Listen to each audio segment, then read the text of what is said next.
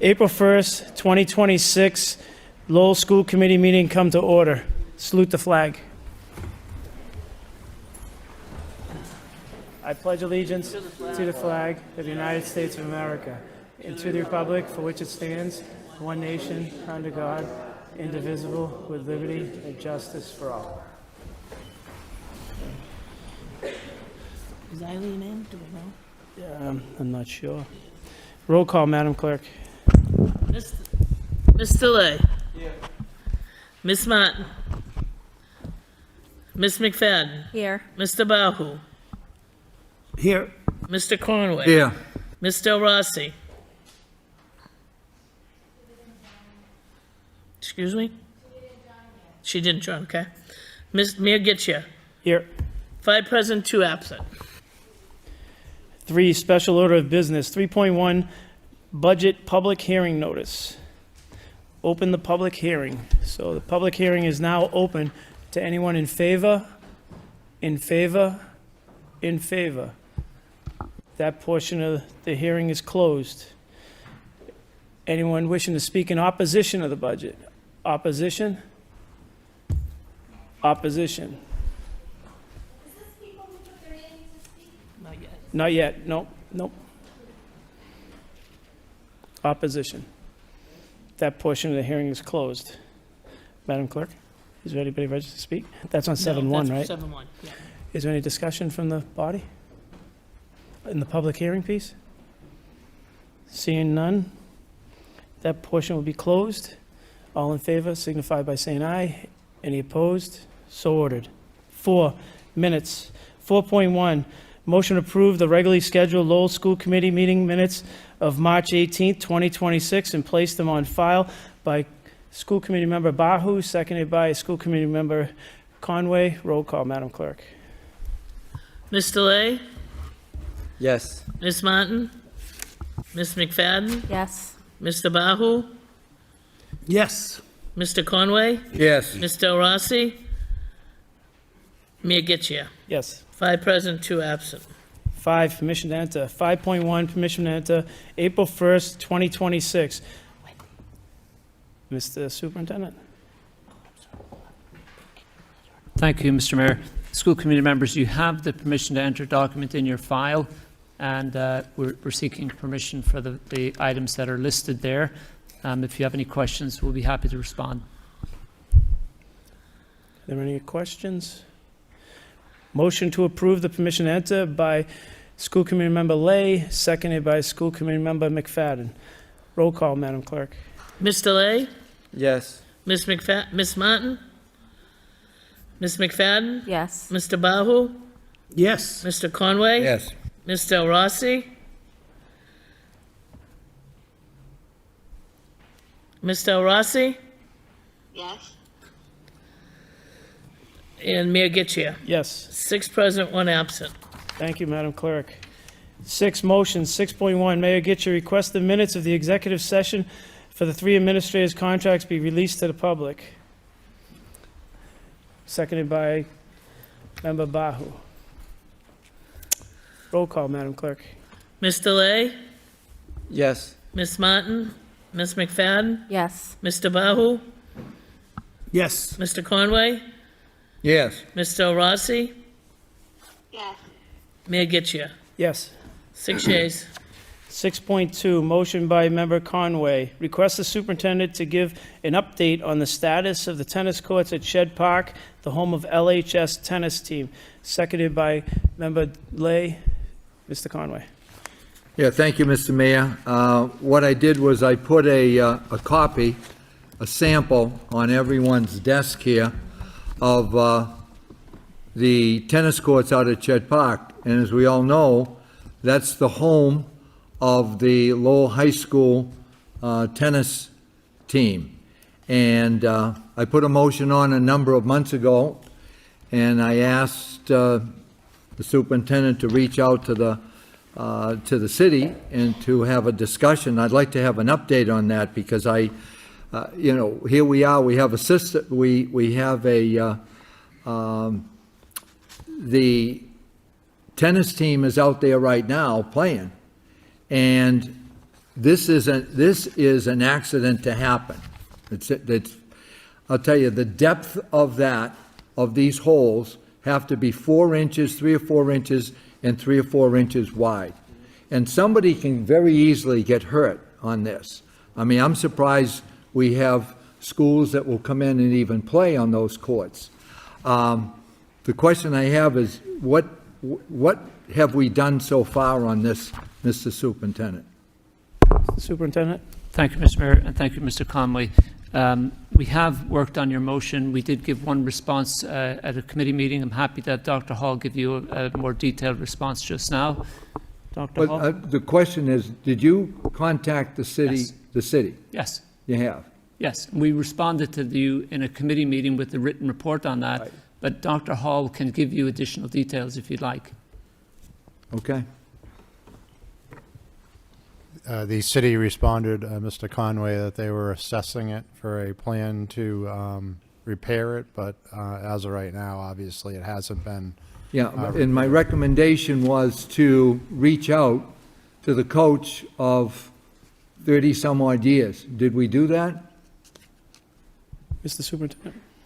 I mean, this is someone that obviously knows what tennis courts are all about. You're not an expert, and I'm not an expert. So, Mr. Conway, the folks responsible to repair the courts are on the city side. We can speak to anyone we want to, but we can't repair the courts. The city needs to repair the courts. Oh, I'm well aware of that, but I They've think indicated that that we're they're willing to using, do that. excuse me a second, we're using them, and, we have to be a good partner here. And what I'm wondering, has anybody reached out to the U.S. Tennis Association at all? Because on a municipality, they can pay for, they'll pay for at least half of that. Mr. Conway, this is the first time I'm hearing of it, and I'm the city side, so I will certainly reach back to the manager before we leave tonight Okay. and get you an answer on that. I think the superintendent, by reaching out, and it ended there, but I will find out why it's not repaired and what can be done immediately, because tennis season is here. Yeah, I'm just afraid someone's Yep. going to get hurt here. Yep, I Thank you, definitely Mr. Mayor, I appreciate that. Thank you. Roll call. Ms. Delay? Yes. Ms. Martin? Ms. McFadden? Yes. Mr. Bahu? Yes. Mr. Conway? Yes. Ms. Del Rossi? Yes. Mayor Getchia? Yes. 6 yeas. 6.3, Member Bahu, request the superintendent have the proper department provide a report on the district's current efforts on educating students on the efficiency of marijuana being sold in dispensaries, how it affects them, the behavioral impacts it can have, and how it can become addictive. Seconded by Member Conway. Mr. Bahu.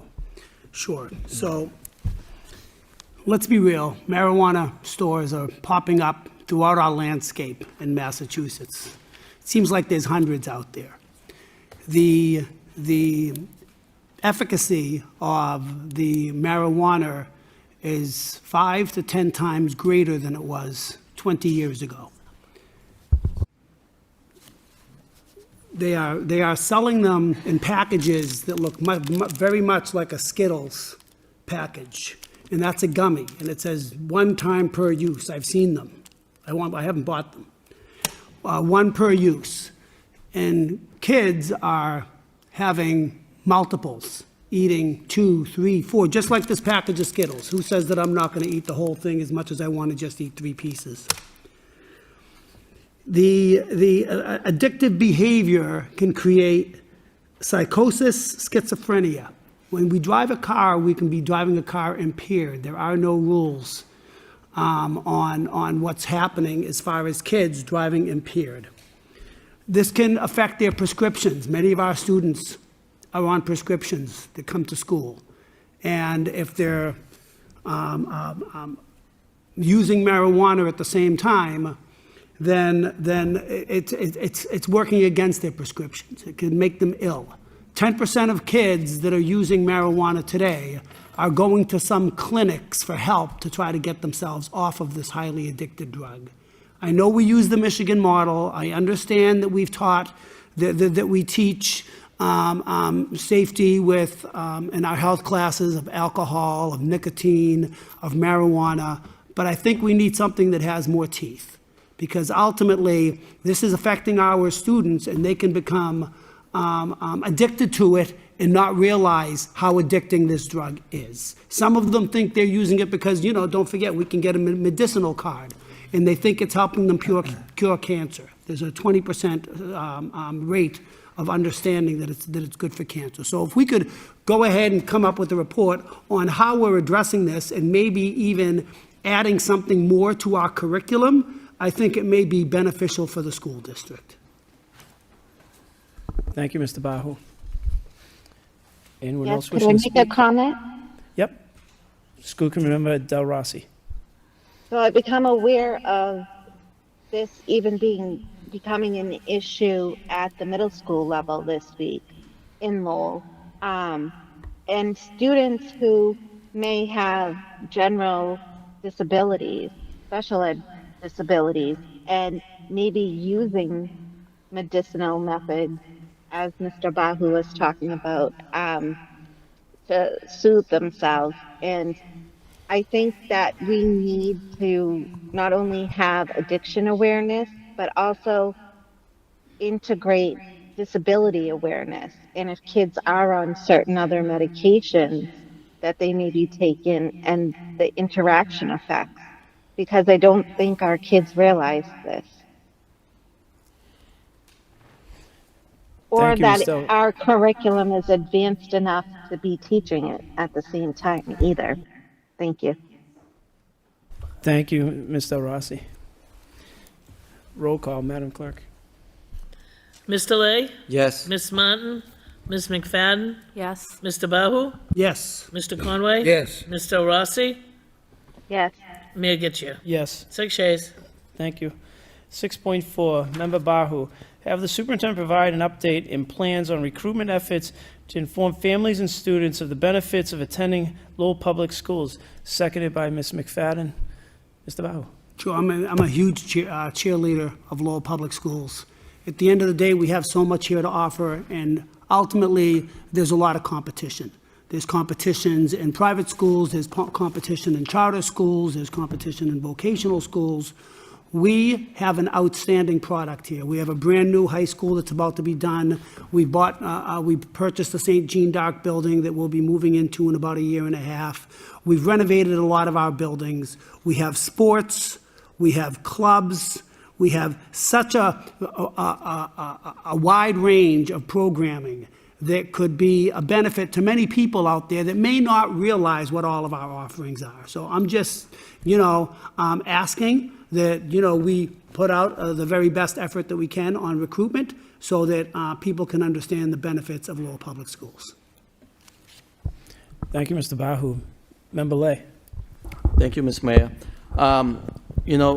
Mr. Bahu, a great job on putting this motion. I have the opportunity to go to Great Lowell Tech on the day that they bus the middle schoolers to recruit them to Great Lowell Tech. And I thought Lisa did a great job recruiting because a minute the student get off the bus, they give them cookies. They put them in the cafeteria with the AC cafeteria and slideshow and everything. It looks very nice. And I thought, wow, I wish Lowell had something like that. And I did. I attended the program that Mr. Thornton put together to recruit. It was the students. It was different, but I thought when the middle schoolers come to visit the new high school, I think that would be a big winner for Lowell Public Schools. So I support this motion. Thank you. Thank you, Member Lay. Seeing no other questions, roll call. Mr. Lay, Yes. Ms. Martin, Ms. McFadden, Yes. Mr. Bahu, Yes. Mr. Conway. Yes. Mr. Rossi, Yes. Mayor Getchia. Yes. 6 yeas. Thank you, Madam Clerk. 7, report of the superintendent. 7.1 FY '27 proposed budget. This is when we'll go to the registered speakers, but before we do, I just want to remind everyone they need to state their name and address for the record, and you have 3 minutes to speak. Madam Clerk. Jordan Ferreira Fallberg.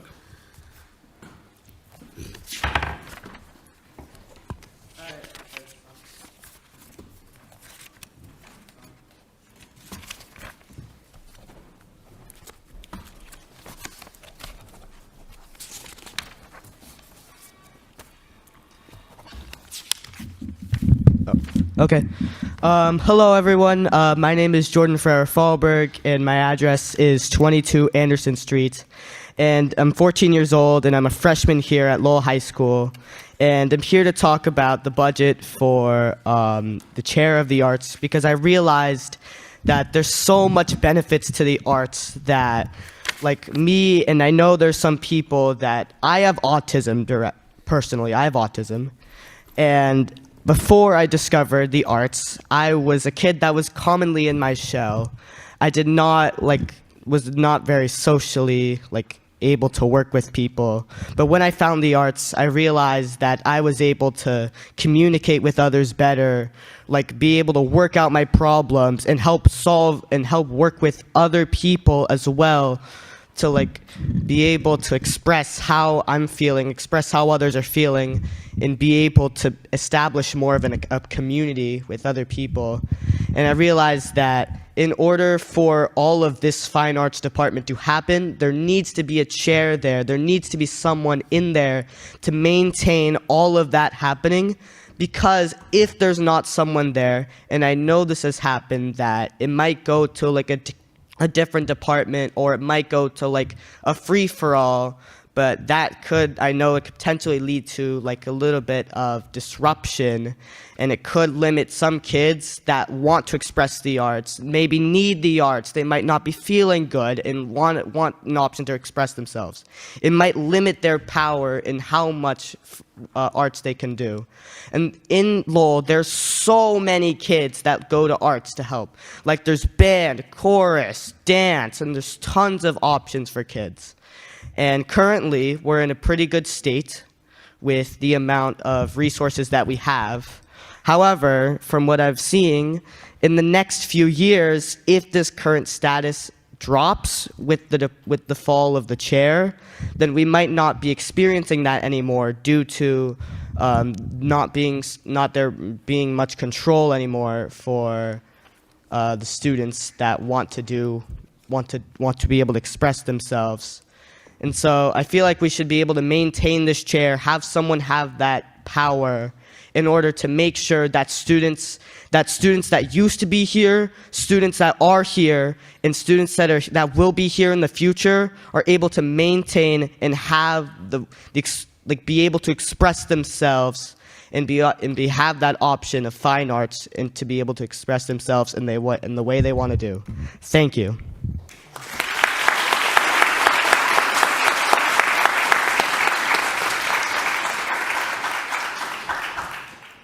Alba Cullen LeBoy.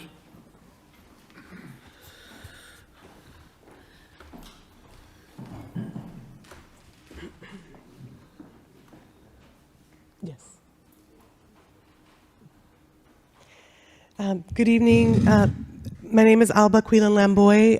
Residence is 21 Perrin Way in Lowell, Massachusetts. Good evening, Mayor, Superintendent of Schools, and committee members. Thank you for the opportunities to speak tonight. Again, my name is Alba Quillen Lamboy, licensed independent clinical social worker. This is my second year as Lowell Public Schools employee at Lowell High School. Student Support Services. I am an LHS alum and now a mom to a LHS student and Lowell resident. Imagine for a moment what it would be like for a loved one to experience a mental health crisis resulting in a hospitalization. This loved one now has to grapple with returning to school feeling overwhelmed by the amount of school days missed and work overdue, all the while experiencing mental health challenges and confronting stigma in schools. This has been a reality for many of our Lowell High School students and their parents. So I am here to advocate on behalf of Bright. What is BRIGHT and how does it help? BRIGHT is an intensive and brief intervention providing academic support and clinical counseling to students after a leave of absence due to a mental health hospitalization. Services occur in our classroom setting that promotes emotional regulation. BRIGHT is currently found in approximately 185 schools across the state of Massachusetts, including Lawrence and Brockton High School and Greater Lowell Vocational School. LHS BRIGHT began accepting students on October 28, 2024, serving 52 students total so far.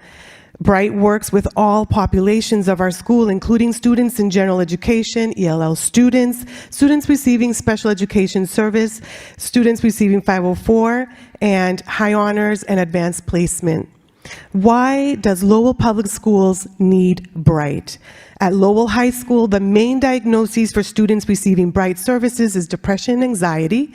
However, suicidal ideation with a plan and intent is one of the main reasons for mental health hospitalization. To be clear, at Lowell High School BRIGHT, we've worked with students who have attempted to take their own lives by overdosing, asphyxiation, and other methods.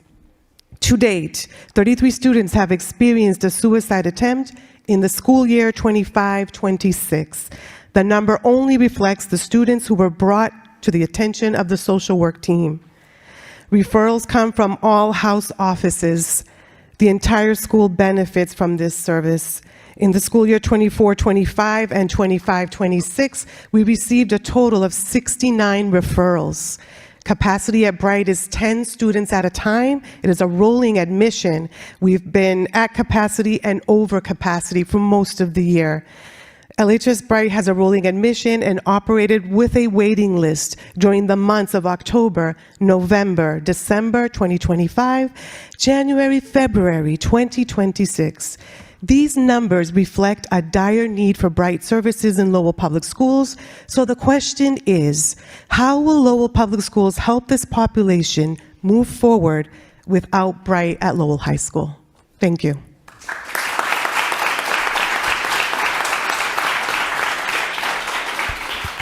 Dominic LeBron.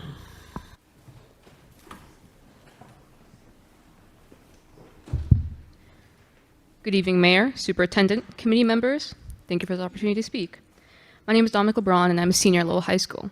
In the fall, I will be attending Rutgers University, New Brunswick, under a full tuition scholarship, and that is thanks to the positions that are being cut. But I am on the behalf of so many individuals, counselors, college and career advisors, and most importantly, students. Students who are missing out due to these budget cuts. As a double minority in Lowell, that being transgender and a first-gen Hispanic student, I understand the pressure. The pressure to succeed, the pressure to achieve something greater than what was expected of me.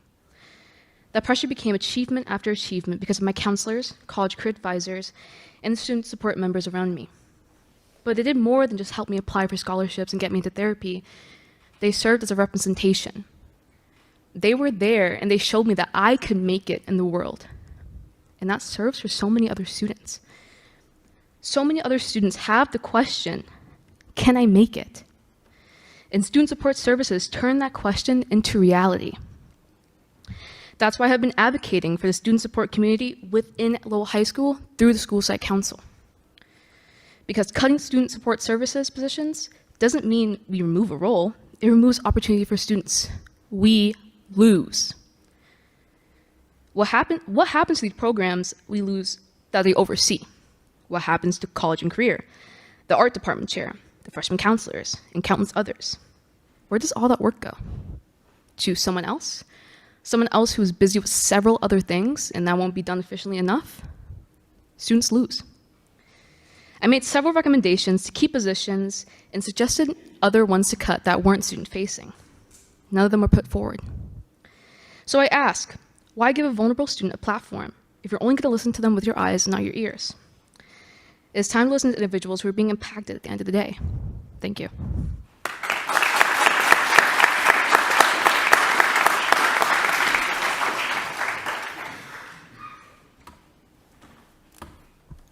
Eduardo Lopez.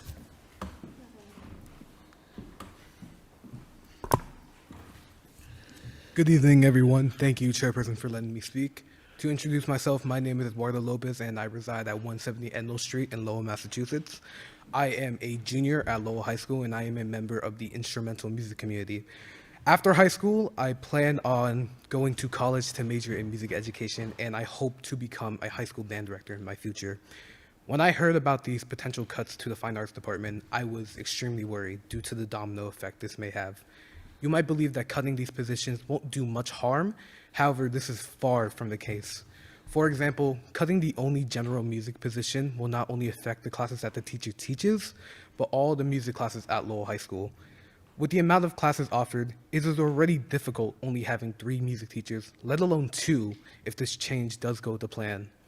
For example, I am currently enrolled to take AP Music Theory and Advanced Concert Band next year because I want to further knowledge myself with music and prepare myself for music school in the future. However, if this proposal does go to plan, that teacher who plans on teaching these classes will be forced to fill in the role of the general music teacher, which means these classes might not run due to there not being a teacher to teach AP Music Theory and Advanced Concert Band. I believe that the arts have the ability to take a kid who might be scared and shy and put them in an environment where they can be truly themselves. I say this with confidence because that's exactly what the arts did for me. Being in the music community at Lowell High School has not only helped me discover what I want to do with my life, but has helped me develop into the person I am now. Without music, I wouldn't be standing before you, advocating for myself and others who want to educate, entertain, and connect with the arts. I hope my words make you reconsider your decision and open your eyes to the arts community at Lowell High School. Thank you.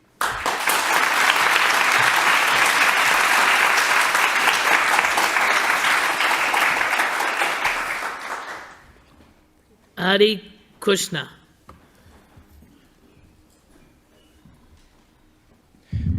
Good evening, everyone. I'm Adi Kuzna, and I reside at 3 River Place. I'm Adi Kuzna. I am a sophomore at Lowell High School and a member of the instrumental music community. I'm here to give my insight on item number 7.1. When I was in middle school, I was having trouble choosing which high school to attend. At the time, I was getting myself more involved in the band programs at Pine Arts Magnet School, and it became a hobby that I started to love. After researching, I found out that Lowell High School offered an abundance of music programs, and I wanted to explore my hobby more, so I chose Lowell High. Throughout my time in the instrumental music community, I've witnessed not only the band, but the fine arts communities as a whole grow and excel in the things they are proud of. Examples of these are the LHS Theater performing wonderful musicals each year, from Ride the Cyclone to Sweeney Todd, the Demon Barber from Fleet Street, and the LHS Show Choir competing and creating beautiful shows that I'm excited to see. And of course, the group I'm in, the LHS Band, competing in indoor regional schools from across the country and becoming a finalist in a national program. These programs wouldn't have grown to where they are now if it weren't for the head of the Fine Arts Department's help. Mrs. Daviso had supervision and oversight of these programs, allowing these communities to be proud and successful in what they were doing. The fine arts communities supported each other and worked together to create a strong foundation, one where I'm proud to be involved. Participating in these programs has helped others that struggle with anxiety and depression find a reason to keep pushing forward. In fact, another member of the instrumental music community named Anna Silva had her mental health improve as she kept pursuing music in her freshman year. The budget has been troubling each year, but the fine arts communities in the school district have advanced forward with the help of Mrs. Daviso. Along with the other members of the fine arts department, they have helped ensure a stable, fun, and learning environment for both students and staff members of the programs. This community would be more than fine if the fine arts department stays. Thank you for listening.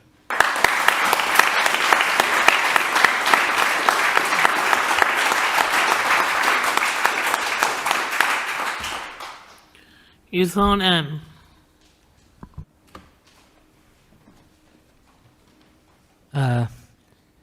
Hello, everyone.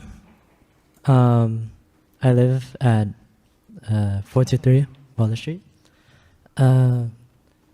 First, I'd like to express my gratitude to have the opportunity to stand up here and speak to everyone today. My name is Yutan M, and I am currently a senior at Lowell High. I've been enrolled in several general music classes over the years at my time in Lowell High, namely Intro to Guitar, Piano, and Theory, Music Technology and Engineering, Percussion Ensemble and Modern Music, developing my skills as a musician while learning about the history of music, its role in the world's history, and its importance in culture. I come here to speak on behalf of the music community of Lowell High School, which, as far as I'm aware, faces the threat of potentially losing those same classes that I've been a part of. I want to mention that there's a thriving musical and artistic community behind these classes that I've grown quite attached to over the years, and it would not only be a great disservice to the people of this community, but to Lowell as a whole, should we lose the Fine Arts Department. To many, me included, music is our voice, it is freedom. It gives us life, culture, and connects us to the past, present, and the future. With music, we can tell our stories, leave our marks, and have the chance to take our own place in this world's history. Until now, Lowell has been a place where art and music have been able to thrive, a place where striving young artists get to freely express their creativity and explore another side of themselves beyond just academics and physical activity. They have the opportunity to become a part of a generous community that has helped many, including myself, grow, learn, and find their purpose in life. To take such things away would be the same as stripping Lowell of its identity.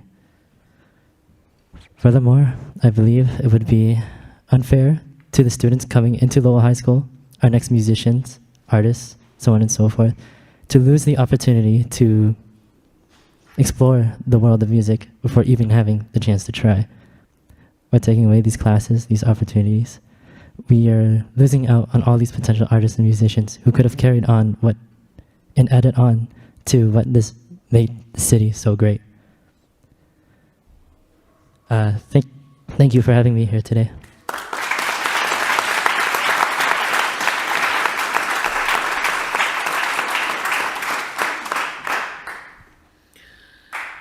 Bernardo Cordero.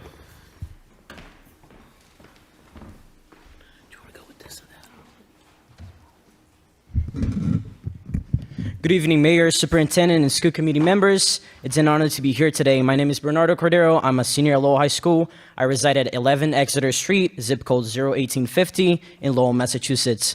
I stand here today to talk about something that may look like just a position on paper, but in reality, it is a life-changing force in Lowell High School. The college and career counselor is not just someone who helps with applications.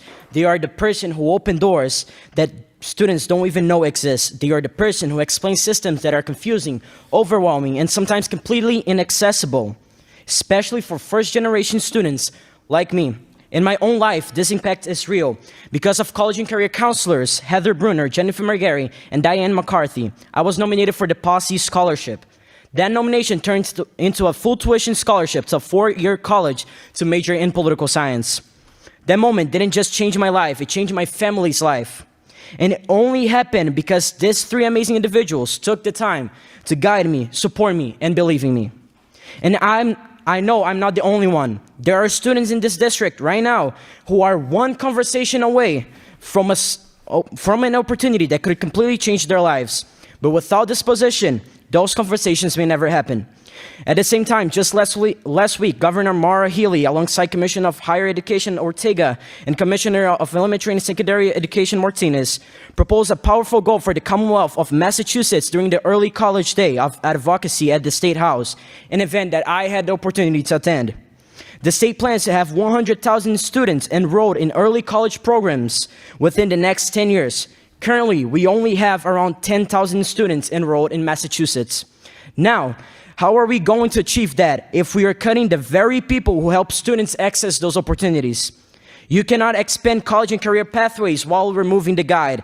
You cannot talk about equity and access while taking away the role that provides both. This position is not extra, it is essential. Cutting it does not just remove a staff member, it removes opportunities, guidance, and support for students who need it the most. I urge you to reconsider this decision, protect this position, because behind it are real students, real stories, and futures.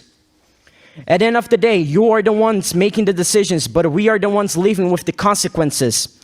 And that is exactly why you were chosen to be on those seats, to serve the students and the school community of Lowell. I appreciate your service. Thank you.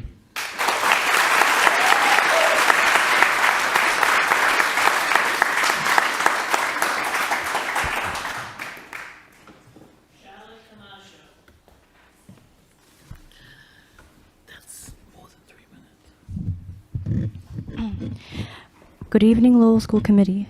Thank you for giving me the floor, Chairman. My name is Charlotte Camacho. I reside at 1118 Llewellyn Street, and I am a sophomore at Lowell High School. I have been in multiple clubs related to music in that time, including jazz big band, small ensemble, and indoor wind ensemble. Around 2 years ago, I was in 8th grade with two options in front of me for my future. I was either to pick the Lowell or Vogue High School. See, around this time, they had shown me some options that Lowell High School had to offer if I were to go to their school, including marching band. Seeing that, I wished nothing more to explore the possibility of joining and seeing what it could be like if I pursued music. When I toured the Vogue, the first question I had asked were to see if they had any options for music, bands or clubs, anything that could satisfy my passion. They did not. I have no issue with GL Tech, however, it was in that moment that I knew that Lowell High School was where I wanted to be. Today, when I am asked what school I attend, I am more than proud to say Lowell High School because I know that is where I found my community. Through opportunities like our jazz groups and small ensembles, I've met amazing people and have discovered my need for pursuing music. I entered high school incredibly shy, with no idea of what I wanted to do for the rest of my life, unsure of my career path. I entered freshman year with only the silly goal of wanting to learn as many instruments as I could. I will admit, I do still have that goal. However, I now have the goal to become a music teacher, and it is thanks to Lowell High School and its clubs for sparking that dream in me. Through these clubs, I've become increasingly more confident, and with that confidence grows every day. Without these groups pushing me to do better for myself, I'd be much too scared to be here speaking today. These opportunities have helped me grow as a person in just 2 years. I could only imagine what the girl 2 years back would say if I had informed her of all that I've accomplished. I've grown a lot more through these experiences as a person through knowledge. I have a lot more to learn, and I hope that for my remaining years and the years after that, for the sake of the students who will be here after me, that we will still have the tools to expand our knowledge further in the upcoming years. The music classes and clubs at Lowell High School give teens the tools that they need to achieve their goals and careers. It's what gives them a chance to reach for a world where they can make money doing what they love. Without them, it would become almost impossible for us to achieve these goals. The arts can often be overlooked because they are not as popular as a choice as other careers, but that doesn't mean that doesn't have to be the case here. We can have the kids here who wish to keep the arts alive to do just that. The arts has shaped many lives, and without them, others may not get the same chances the kids in my year do. They may never feel or see what it's like to finish a piece and perform as an ensemble, with the excitement of listening to a new piece that they'll be learning. I'm here today to advocate for those kids. Thank you.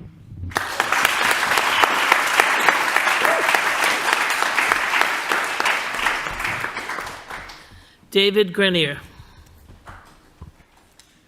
Good evening. My name is David Grenier. I'm a music teacher at the Wang Middle School. I live at 142 Beach Street in Lowell. Mr. Superintendent, Mr. Mayor, members of the school committee, I've taught in the Lowell Public Schools for 22 years, 13 years in English and social studies, the last 9 as a music teacher. In my time here, I've had the privilege of teaching more than 3,000 students.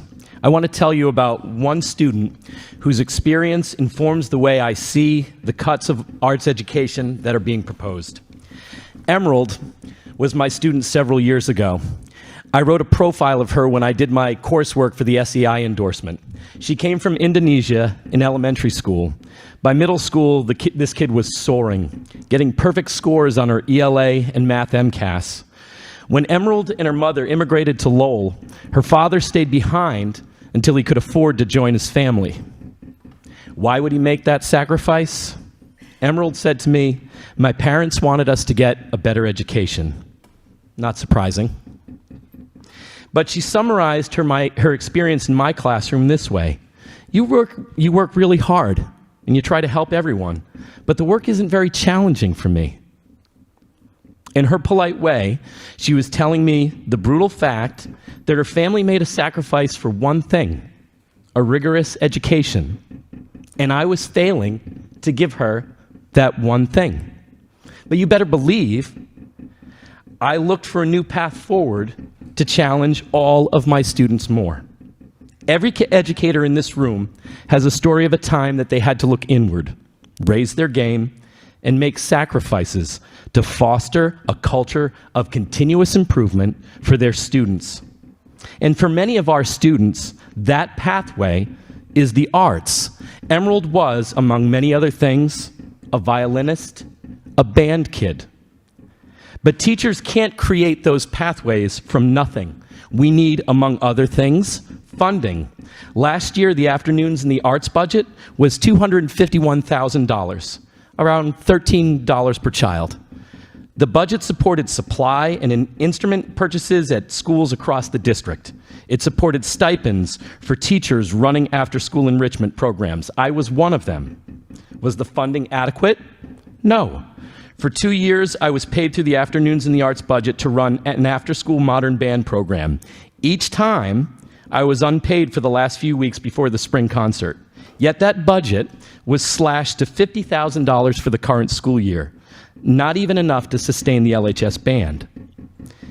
We also can't create pathways for opportunity and career readiness without leadership. Fine arts cannot be the one department without a chair. Furthermore, the current ratio of music teachers to students at LHS, 3 for more than 3,300 students, is already inadequate and pales in comparison to other cities and towns in Massachusetts, and honestly, most of the country. And to Mr. Bahu's point, that is not a great product. Reducing it to 2 is unthinkable. Our work is important. But the demand from students is there, especially when real arts choices are built into the school day. When I was running the band after school, I had 28 kids who could make that work around transportation and sports. Now I'm running a school day program at the Wang. 110 kids applied, I could accommodate 60. And I can do that only by squeezing my modern band program into a tiny sliver of the schedule without a stipend, paying thousands of dollars to make sure that every student has an instrument in their hands. Next year, my band program will be cut. Mr. Grenier, we're Yep. well over the 3 minutes, so if I have this much you. left, Thank if you don't mind. We hear from so many students and families that we are a source of hope and inspiration. I hope you hear them too.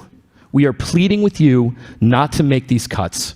Further, we are pleading with you to work with us to restore performance and enrichment opportunities that have already been lost at the middle schools. They are taken for granted in other communities. Our students deserve to have them. Opportunities that will foster confidence, continuous collaboration, creativity, and vision. We need to make sacrifices for our students and not ask sacrifices from our students. Thank you.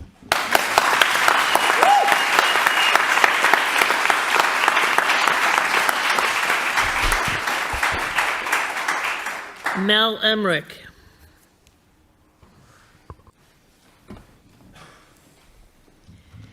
Thank you for letting me speak tonight. My name is Mel Emmerich. I live at 66 Commonwealth Avenue in Lowell, and this is my recycle bin.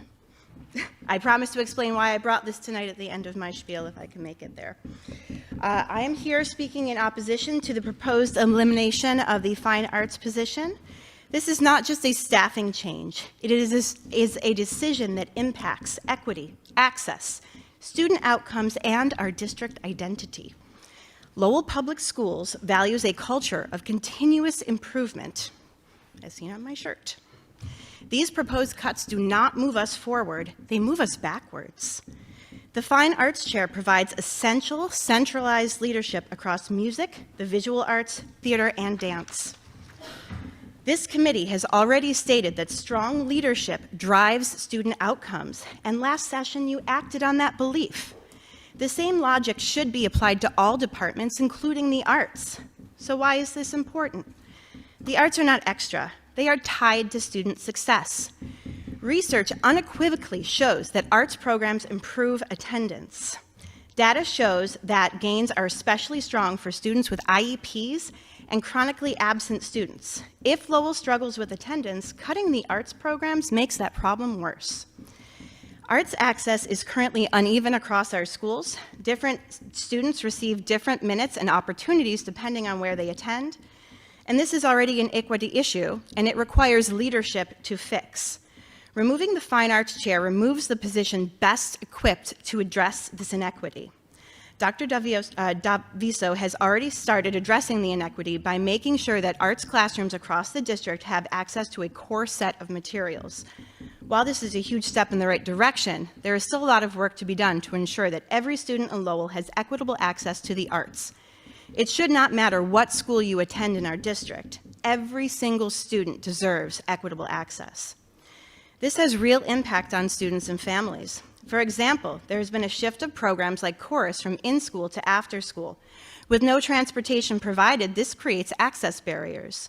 Students are excluded if parents work late or families lack transportation. Socioeconomic status now becomes a gatekeeper to participation. This has even affected me personally. When I started my work at the Greenhalgh Elementary School, I started chorus with 25 students in 2021. Last year, I grew that program to over 125 students in 2025. This growth was possible because the program was accessible during the school day. Moving programs after school will reduce participation and access. My current chorus enrollment this school year is 0 because I believe it is unfair to exclude families who lack transportation. This is an example of the inequity that can only be addressed with strong leadership. As a parent, I am considering sending my own child out of district in order to access arts programs like chorus. I heard the timer, I'm almost done, I promise. Thank you. Competing schools like Innovation Academy have accessible arts during the day, and this affects our enrollment, retention, and district competitiveness.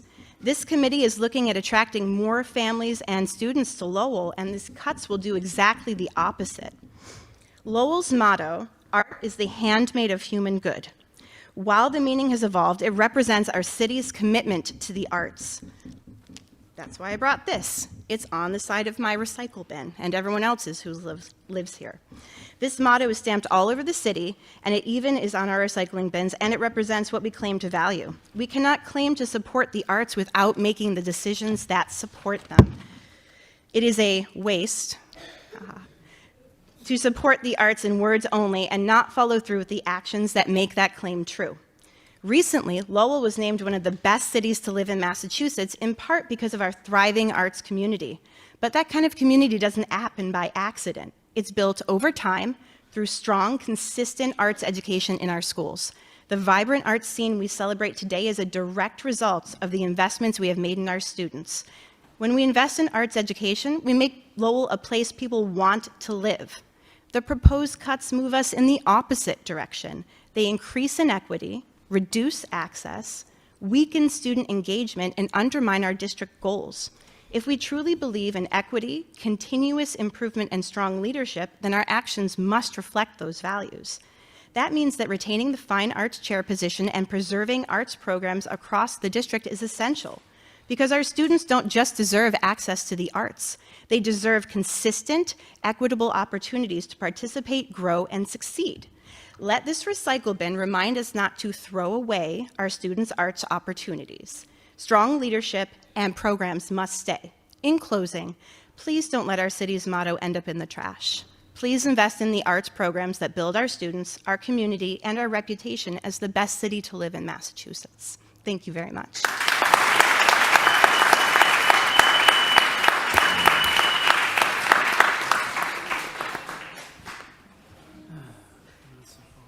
Laura Gatz, please.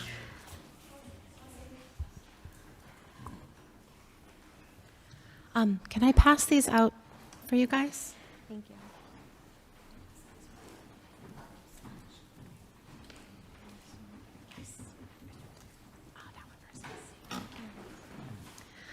Good evening, everyone. I just want to say to the students, wow.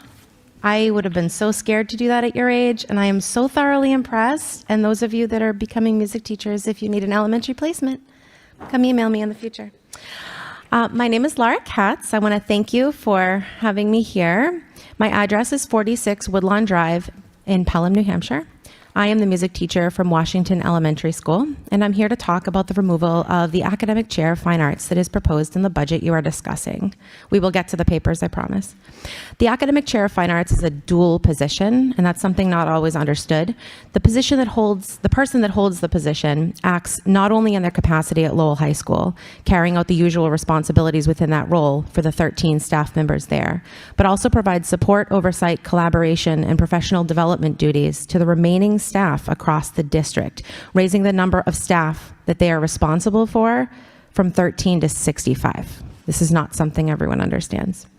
Since joining Lowell Public Schools in this role, Mrs. DeViso has moved mountains to support all of us. I've worked under 3 separate fine arts directors in my 16 years here. She's done things I never thought possible. She used the ESSER funds to purchase materials, and Mayor Gittier was saying, last school committee meeting, this is what they should be for, right? One-time purchases. She did that. She bought materials, instruments, and other needed items for the fine arts teachers across the district to ensure the students of Lowell had equitable access to the same education everywhere, which they did not before she did that. When the middle schools began removing band and other fine arts programming from their schedules, she collaborated with the district's fine arts teachers to develop an after-school program to ensure these programs would not die at the hands of these decisions. She's provided us with relevant and meaningful PD. I have a list of it that I brought, and I cannot explain to you enough how meaningful that is to the arts educators. It is actually relevant. She actually listens to us about what we need. And she's done so much more than this. There isn't enough time in 3 minutes to explain it all. The removal of her position causes an equity issue for the professionals of our great city. I provided you with a document if you turn that paper over. Also, I'm sorry, I'm going to try to do this. Oh, God. Can I close this? Sorry, can I switch? One moment. Thank you so much. I was scared if I closed it that I would break. Did I break it? Did I break it already? No. Okay. Thank you so much. Okay.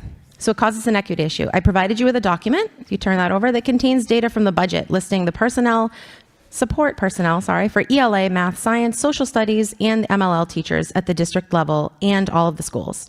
You can look it over in your spare time. I don't have the time to go over it. I'm sorry. These teachers have all these staff members available for support. And while that support is wonderful for all of those areas, if we lose Mrs. DeViso, we will have no one to provide us support. No support for art, music, dance, or theater. We will no longer have anyone to provide relevant PD to us or to advocate for us at the district level and all the other supports she provides. I'm so sorry. Can you just let me finish? I'm really close. If we truly believe in equity, as the district's strategic plan states, then the elimination of this position should be reconsidered. Mrs. DeViso is innovative in ways that most people are just not. She's spent the last 7 years working with all of us to ensure the students of Lowell get the best. Losing her would not only cause an equity issue among our districts, but it would also ensure that all of the hard work she has woven into the tapestry of this great city is undone. Mr. Gittier, 2 weeks ago you said, someone has to give you the resources to get to the ground game. Someone has to support you along the way. And it's absolutely true.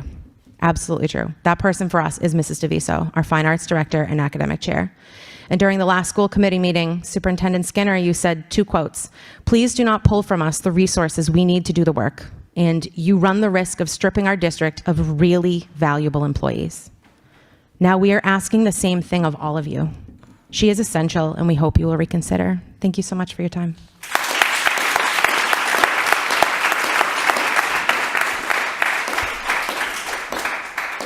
Just before we go to the next speaker, we can't load things in that haven't been pre-approved by the board. So it has to be pre-approved to be on the agenda. No, it's okay. Just going forward, if anyone has anything they want to plug in, it just has to be scanned before we put it on public television. Thank you.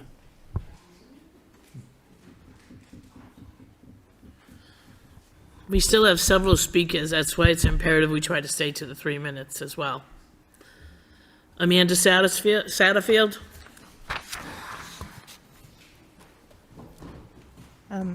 Hello, everyone. My name is Amanda Satterfield. I live at 15 Hawthorne Street in Lowell. I have been the K through 8 music teacher at the Bartlett School for the last 3 years. And during that time, I've also worked very closely at LHS as an after-school music instructor. In fact, I interviewed and had been accepted in February into the instrumental music teacher position that is proposed to be cut at LHS this upcoming school year. So it is a filled position. I've come before you today to discuss this proposed budget, which eliminates my position, one of only 3 music teachers from the department, which is a 33% reduction. The instrumental music teacher who teaches multi-leveled guitar, piano, and rock band, among other topics, is not an extra position. Student enrollment data from the current school year show a very clear need for an instrumental music teacher. Approximately 500 students are currently enrolled in music courses. This number is only increasing with registration data for the upcoming year showing 700 students signed up for music courses, almost 1.5 times the amount. In fact, these numbers show that not only enough interest is needed for 1 teacher position, but 2 would be needed to cover this many students being interested. As a current middle school teacher, I wholeheartedly believe that students should have the opportunity to either continue their music education in high school or discover new learning options not otherwise presented in our disparate middle school arts programming. Continued engagement in the arts from elementary through middle and high school supports investment in our community, a primary outcome of public education, and certainly a reflection of Lowell's portrait of a graduate. With that in mind, I now speak to you not as a teacher, but as an alumna of Lowell High School. Instrumental music is not a new position offered by Lowell High School either. In fact, when I began at Lowell High in 2014, I had the opportunity to take several piano classes in school with Miss Fitz, if any know her, that ultimately led to my passion to pursue music education as a career. Despite going to university in Boston, I returned to Lowell to invest in the community in the way in-school music had invested in me. As the data shows, students and teachers alike are begging for access to instrumental music instruction and the arts. Lowell Public Schools is claiming to support this in their strategic priorities, which should expand in-school and out-of-school activities to explore their interests, develop new skills, and feel connected to their school and community. Millions have been spent on the process of building a new facility with state-of-the-art equipment to fulfill this vision at LHS. Without the staffing, this would be next to impossible. Similar districts like Lawrence could be used to show Lowell's shortfall in arts staffing. Lawrence High has 3,280 students with 18 fine arts staff, including their director, and this is compared to Lowell High's 3,788 students with 13 fine arts staff, going down to 11. This means Lawrence's art staffing is 63% larger than Lowell's with 500 less students. Overall, there's tremendous research linking growth outcomes in music education in students. As we strive to support our students in fulfilling their portraits of success, we owe it to them to maintain our arts programming at the level that is most likely to accomplish that. So I urge you to reconsider these cuts. Thank you.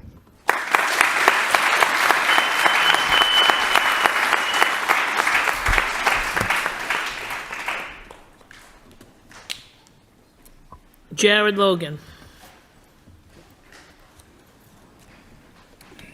I do also have a handout. Am I allowed to still give the handout? Okay. You don't have to pull it up. It's okay.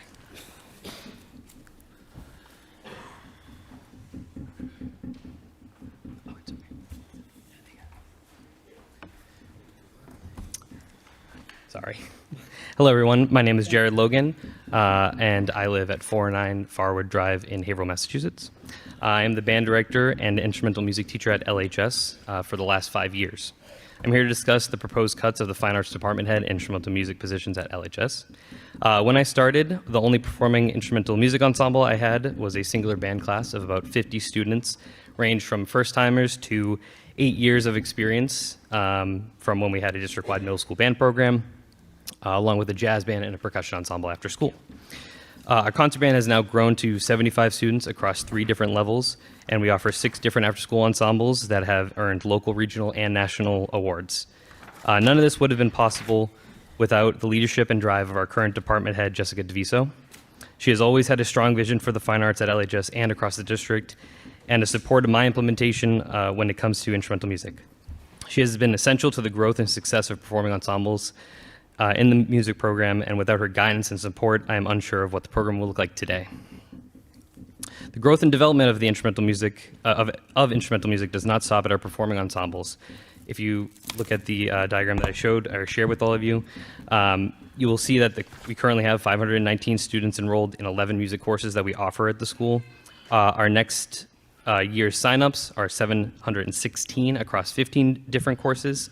This number of students covers 19% of the current population of the school, and this does not include the potential 8th graders that will still need to sign up and enroll in courses. We currently have 3.2 staff teaching music classes at LHS. With this year's signups, that could probably fill about 4 schedules, or 4 full-time teacher schedules. Our courses with the highest interest is beginner piano, with almost 200 students signed up. With our current resources, this course would run 5 times each semester, equivalent to 1 full-time teacher just teaching that course, out of all 15 of them. These various courses offer different levels of musicianship to support the current inequity across the middle schools due to the widely different resources being available for all of them. While I am sensitive to the fact that budget decisions need to be made, this path would affect a large percentage of the student population and would stunt the growth of a program trying to meet the standards set by surrounding districts. I am very proud of the work that we've done in the last 5 years to build up the instrumental music program, and I hope to continue with that support with our fine arts director and alongside an instrumental music teacher. Thank you all for allowing me to speak, and I appreciate you giving me your attention tonight.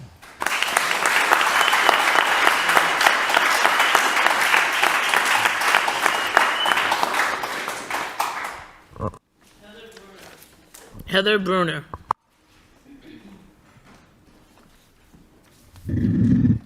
Good evening. My name is Heather Bruner. I live on 437 Waverly Road in North Andover, Massachusetts.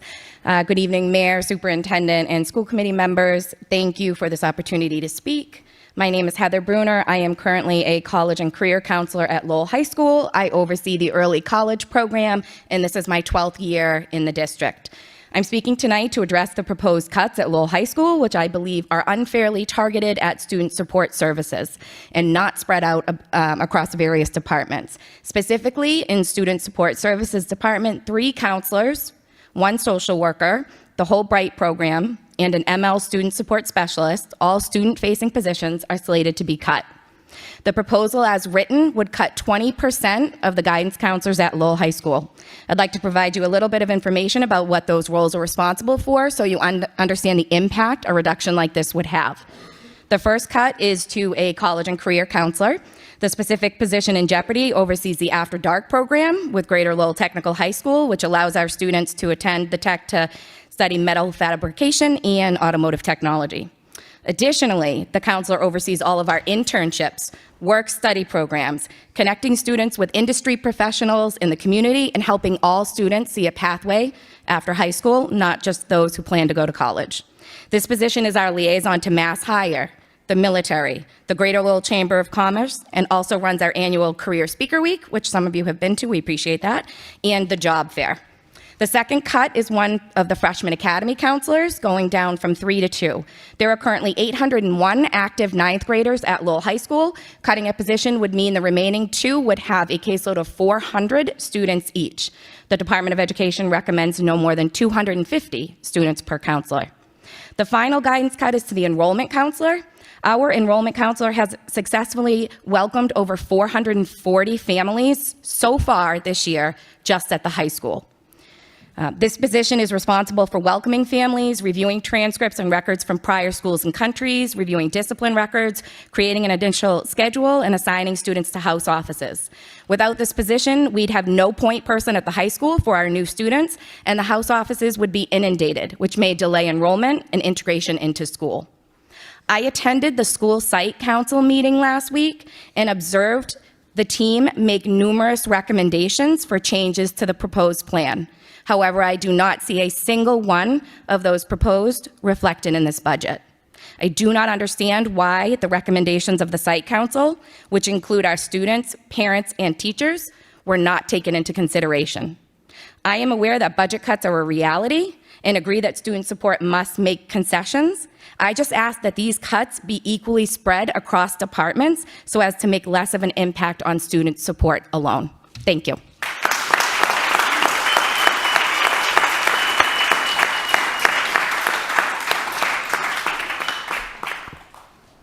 Andrea Regina.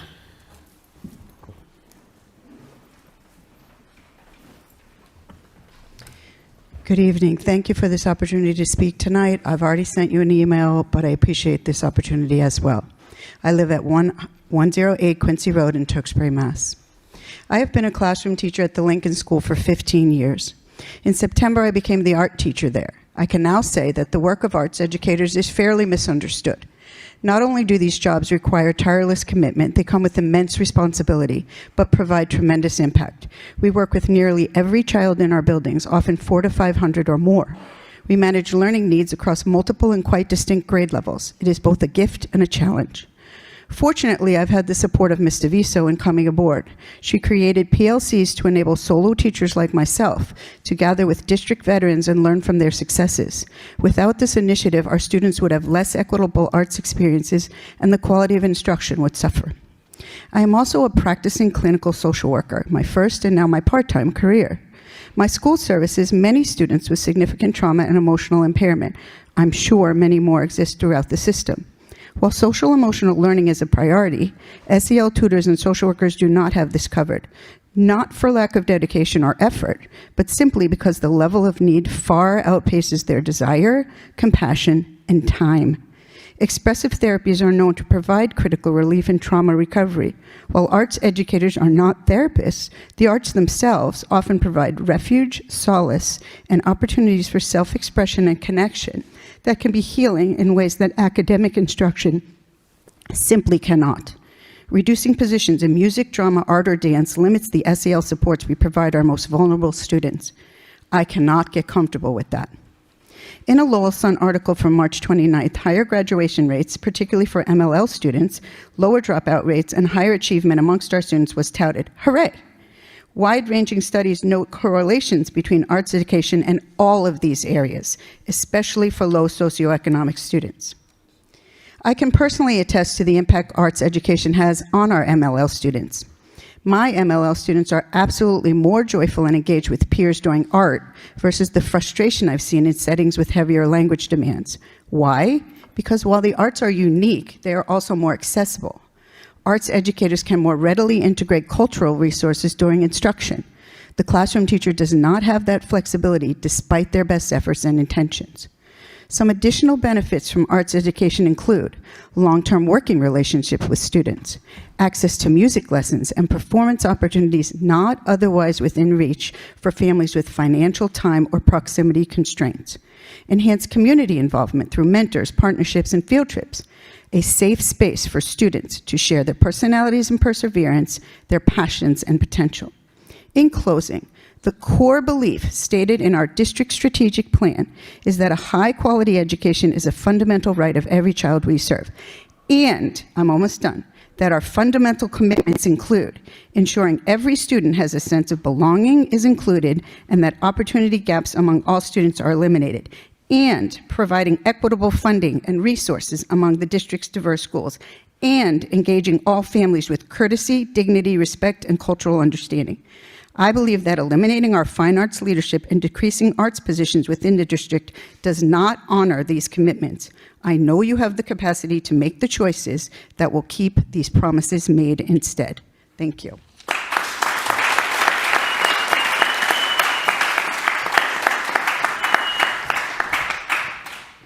Caleb Catano.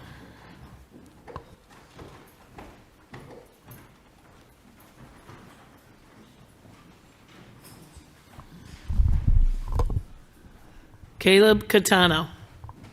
He's coming down, I heard him.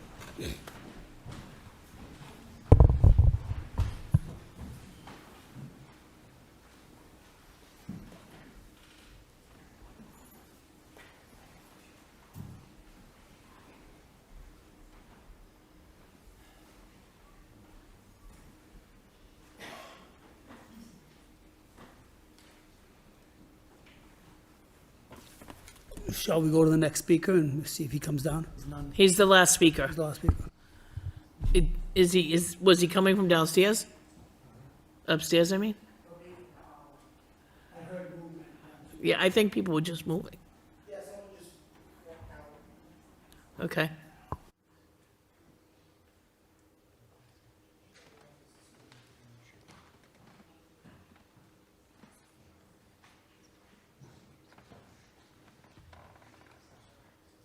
Okay, I don't think Caleb is here, so we'll move on. Mr. Superintendent, your floor. Thank you, Mr. Mayor. I'm sure I speak for the committee, and I certainly speak for the cabinet members to thank the people who came out to speak tonight. I'm really grateful to live in the United States of America, and I'm really grateful when people participate in the democratic process. There was a very concerted voices tonight from people that I think we need to listen to. I also think that we need to hear from the high school. The headmaster could not be here tonight, but will be here for next week's meeting. I'd like to understand a little bit more about the decisions that were made and what the deliberations were that went into making those decisions. But as the committee well knows, that the final decisions on budgets are the committee's to make, and we will listen to your voice and your consensus. Thank you. Any of the Member Conway.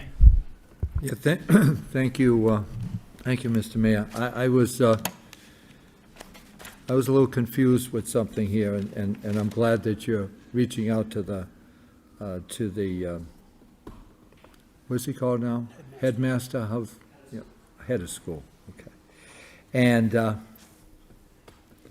because I think we've heard this from you a number of times that the principal makes the decisions. Is that correct, or? Who makes the decision? I'm surprised that they didn't have input, the site council.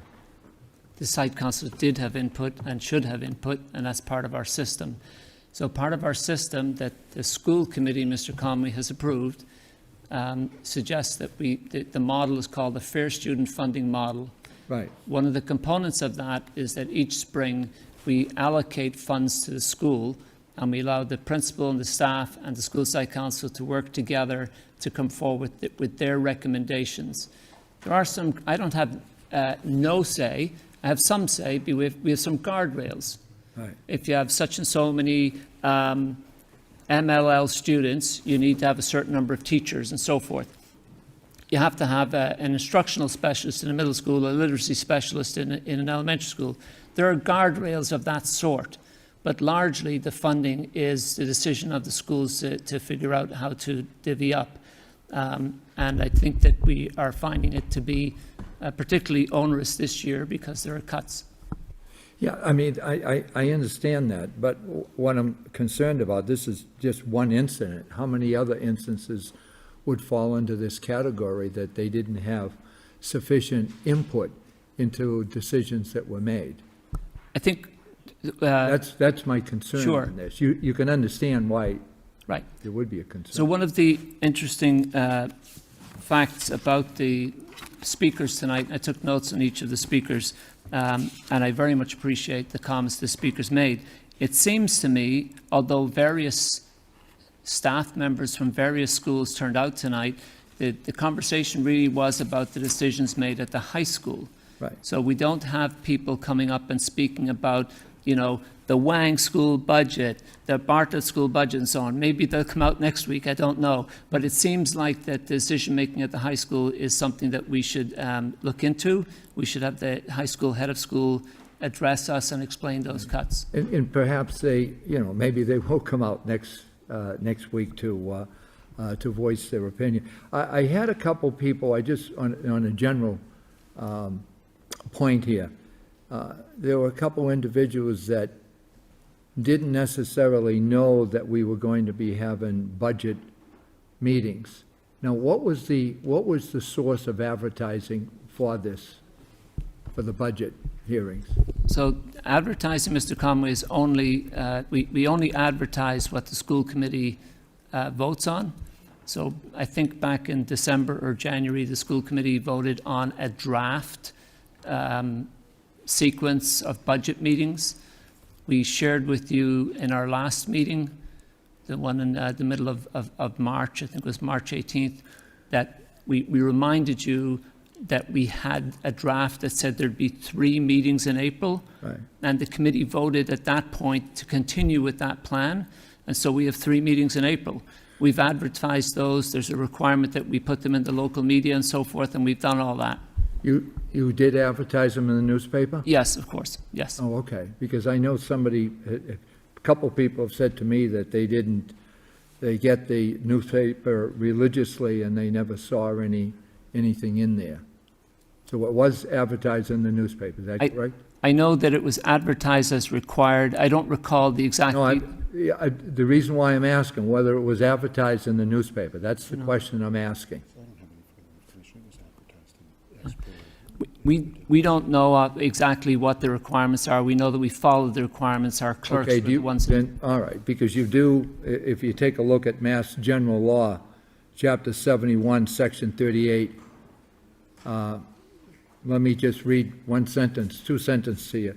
The school committee of each city and town or regional school district shall hold a public hearing on its proposed annual budget not less than 7 days after publication of a notice thereof in a newspaper having general circulation in such city, town, or district. That's why I'm wondering, because they were confused. They didn't see it in the newspaper. By law, that's Massachusetts general law. Mr. Conway, that has changed because of the digital era. That's an older piece. So now there's digital ways that you can put it out there.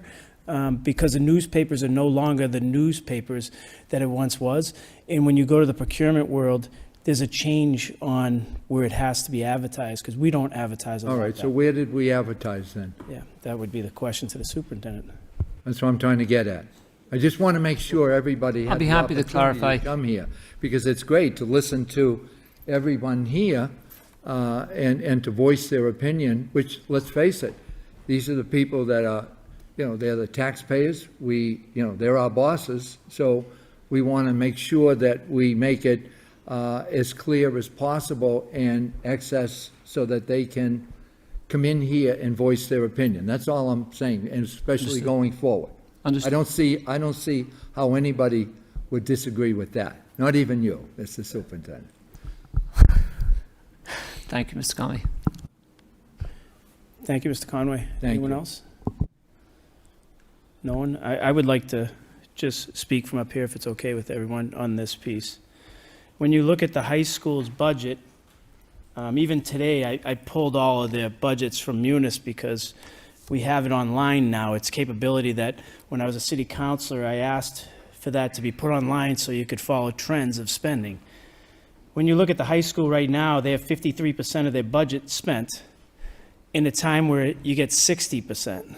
So that means when some people retire off, there's extra money left because it takes time to hire people, and there's some spending that may come towards the end of the year, and I can look back and see the trends of spending. Do people spend it in May, June, because there's extra monies and they're trying to release the monies into other areas? When you look at this position, I believe, is it, Mr. Superintendent, around 145 next year? Is that what it is, 130, 148? That's correct, Mr. Mayor. So when you look at that position, it's 0.38% of the budget, of Lowell High's budget. It's a very small amount, and normally you can make it up. And when you listen to all the people talk, the effects it has on people, and if you've ever toured the Boys and Girls Club, you'll see the music and the arts and the culture that goes on there, and it's very hard to watch. And we do have to make tough cuts. I don't want anyone to think that I'm this soft all the way through every piece of the budget, because I'm not. But this piece, when you see the advanced pieces that you're getting out of it, when you see the After Dark program and all the things that go on, I get to see some of that, and you see the kids come through. So I would ask that we revisit this, Mr. Superintendent, and ask the headmaster to revisit this, because I think that there are areas in there that haven't been spent last year that it seems as though they were spent late in the year to cover funding expenditures. And I'm not insinuating that. You can see it in the Munis reports. And I just think this has a lot of value that means a lot to a lot of people, that's all. I would recognize Thank you, Mr. Mayor. Ms. McFadden. If I could expand, Yes. Mr. Mayor, Yeah. because I think very many speakers spoke about the Fine Arts Department, but we also talked about college and career counselling and the Bright program. I think if I'll take it as an opportunity to go back to the high school and consider all of the budget that's been delivered from the high school, and we'll come back next week with an update.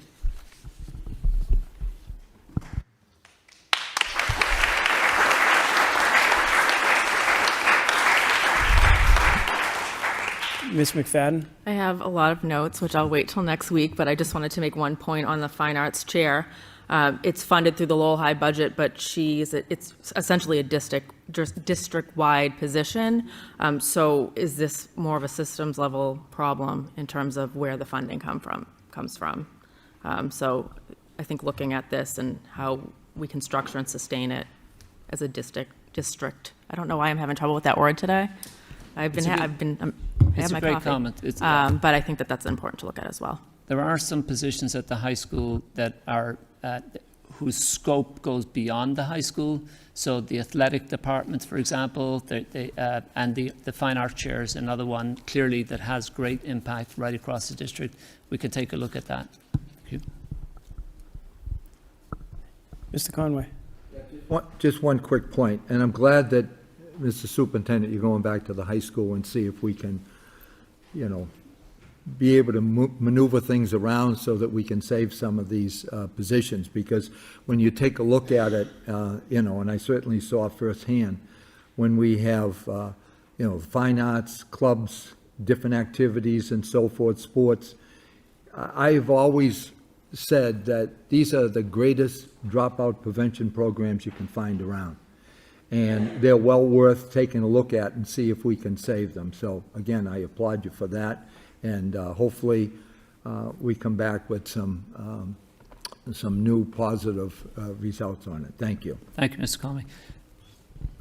Mr. Bahu? And I think realistically, based on the amount of speakers that came here today, I just want to say thank you. Thank you for having your voice heard, from students to teachers to discussing your own personal stories about art and music, about band, about afternoon in the arts, about opportunity for future, full scholarships, the struggles that you have in Lowell public schools or Lowell high schools, and why you chose Lowell High School over Greater Lowell Technical School. So your voice is heard, and we appreciate everything that you said, and we will definitely do our darndest to go ahead and keep this moving forward as it keeps your lives moving forward. So thank you.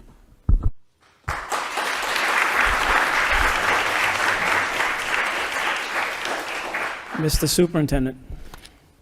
Thank you, Mr. Mayor. Anticipating that we're coming to the end of this portion of the agenda, I didn't want us to finish without one sobering thought for every one of us, right? For the people who spoke and for the committee and myself and all of our staff.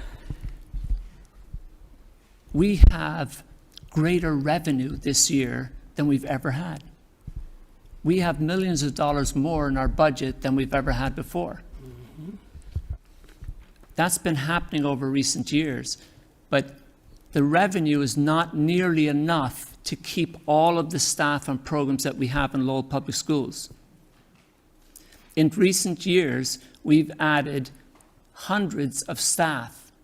We produced something, again, I refer to these sometimes, I want to remind people that these are public documents, they're in the school committee agendas. This particular one comes from a budget update in the last school committee agenda. And it shows you that in the past 6 fiscal years, we've added 136 teacher positions, 138 paraprofessional positions. Every single one of them valuable to our schools and to our students. Every single one of them. We don't have the funds to keep the positions. Not all of them. In fact, of all the cuts sent to us by schools when they've made those decisions, when you put them all together, it comes to a very small fraction of the positions that were added in the last 6 years, those hundreds of positions. Only a very small fraction of those, about 15 or 16 teachers, 15 or 16 paraprofessional positions, need to be reduced. But if you're one of those 15 or 16 teachers or paraprofessionals, it means a great deal to you. If you're a fine arts chair at Lowell High School and your position is on the list, it means a great deal to you, as it does to our community. I'm just simply making the point that whatever our deliberation is and whatever our process is, we are going to have to make painful cuts this year and potentially in years ahead. We had a bonus, a huge bonus, with tens of millions of dollars in ESSER funds that were used in this district to add these hundreds of positions. We have more funds given to us by the state this year, but even then it's not enough to sustain the staffing that we have. We do have difficult choices to make. I heard a great deal of feedback tonight about at least one or two particular choices at the high school, but we have difficult choices to make, and we'll be making them with the school committee in the next couple of school committee meetings. Thank you.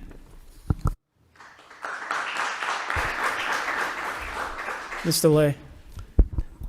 Thank you, Mr. Mayor. I want to thank all the speakers and everybody who came here to express your feeling about this budget cut, well, this budget, including the cut. And I think the cut would be, Mr. Superintendent, I feel your pain. The cut is unavoidable. For me as a school committee, I do not support anything that has to be cut, but when it comes to time that we have to decide, I think it would be unavoidable that we will have to approve some of the positions being cut. And for me, I never want, it's going to be painful, and I never want to cut any services that directly support the students. All the positions that are being mentioned tonight, Chair of the Arts, the Bright Program, college and career counselors, and teacher from the Bartlett School, and all of those positions, they have direct impact to the students. As of now, I would never want to support any cut of those positions. But we still have a few more meetings to go, and we'll see what we can do to support you guys. Thank you. Thank you. Thank you, Mr. Lay. School Committee Member Del Rossi. Yes, thank you. And thank you all for your beautiful speeches and explanations. And I think it really highlights the importance of the fine arts throughout our district. What I was going to ask Mr. Superintendent, if you could provide us with a list of who was hired with those ESSER funds, not who, but the exact positions. So we're assuring that we're not cutting anybody outside of that at the same time, because it was a little confusing going through lists to kind of see who was being cut, who wasn't, and to make sure that those positions that are being cut because they were hired with the ESSER funds. Thank you. Mr. Superintendent. Thank you. Mr. Rossi, thank you for your comment. My primary duty is to give the school committee the information they ask for to make decisions. But I want to be, I think honoring your request, Mr. Rossi, will be very tricky. When we had extra funds with ESSER, it's possible, for example, that schools bought supplies with some ESSER funds and saved their previous supply budget to hire a teacher or a paraprofessional. In other words, we had a lot more money in our budgets, and it was spent on different things. Somebody mentioned at some point, we at one point purchased a building. We bought the Jeanne d'Arc building up in the north side of Lowell for $4 million, so that we'd have the ability to expand our special education services there. We used the dollars we had at the time in various ways, and many positions were added. That sounds a lot like you're telling me we use the ESSER money for positions.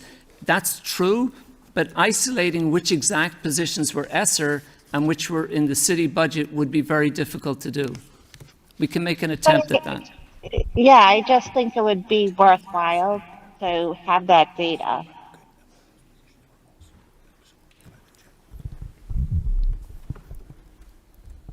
Mr. Rossi, I apologize, I didn't hear your comment.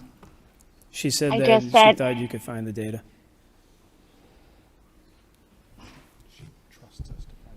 Yeah. She said Thank you, she Mr. trusted- Rossi. We will do that, and we will report back to you next week. Thank you. Thank you. If no one else has any questions, I just have a few.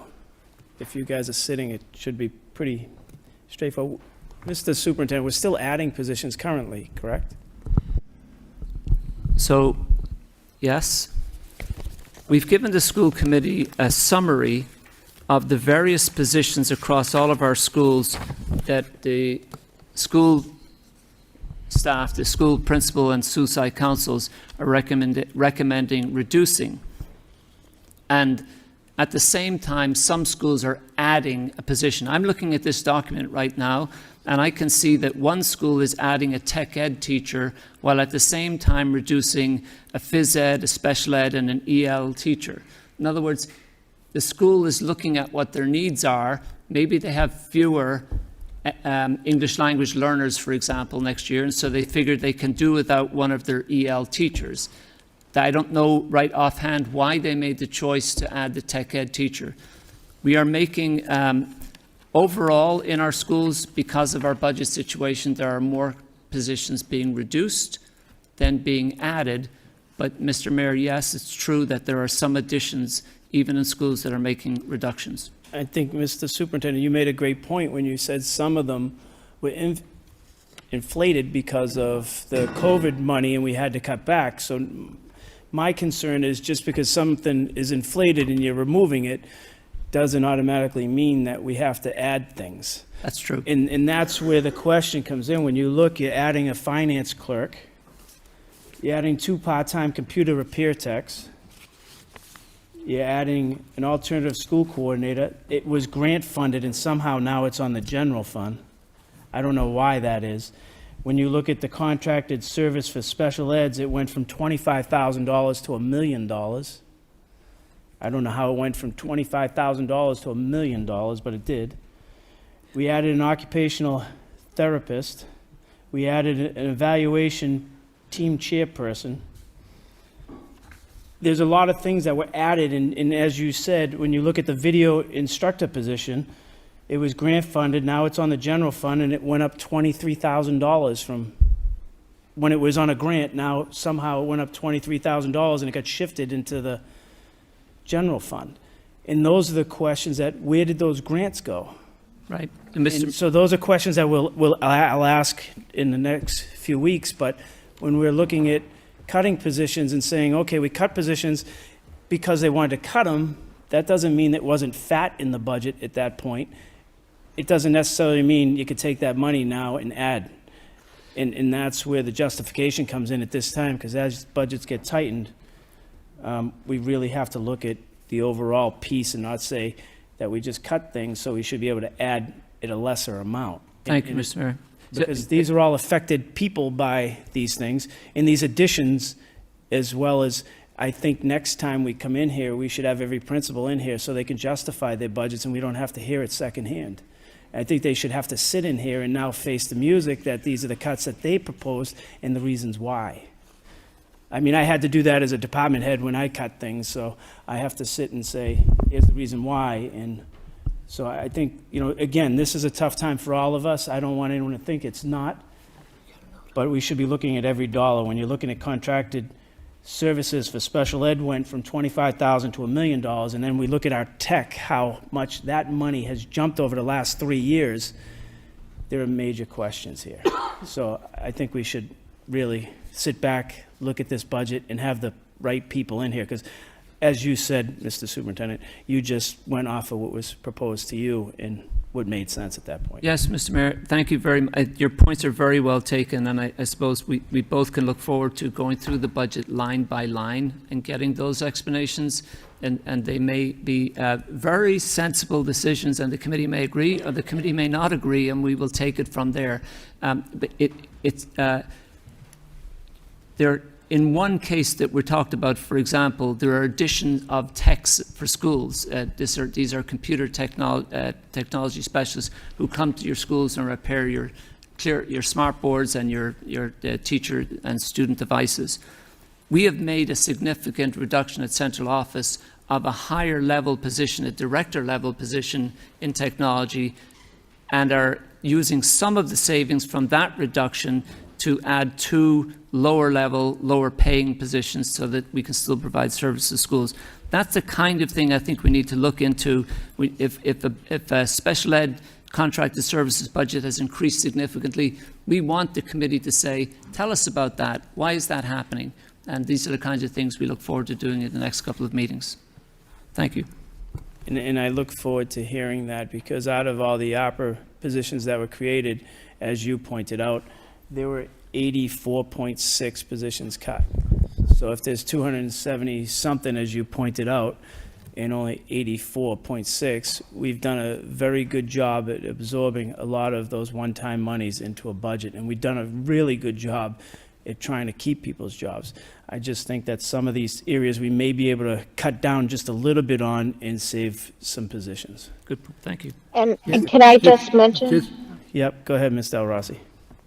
I was just going to ask to just make sure whenever we meet next, if it's on a Saturday, to go line by line, that it be in the newspaper 7 days ahead of time, because I've not seen any other law stating that you don't need to put it in the announcement of a local newspaper.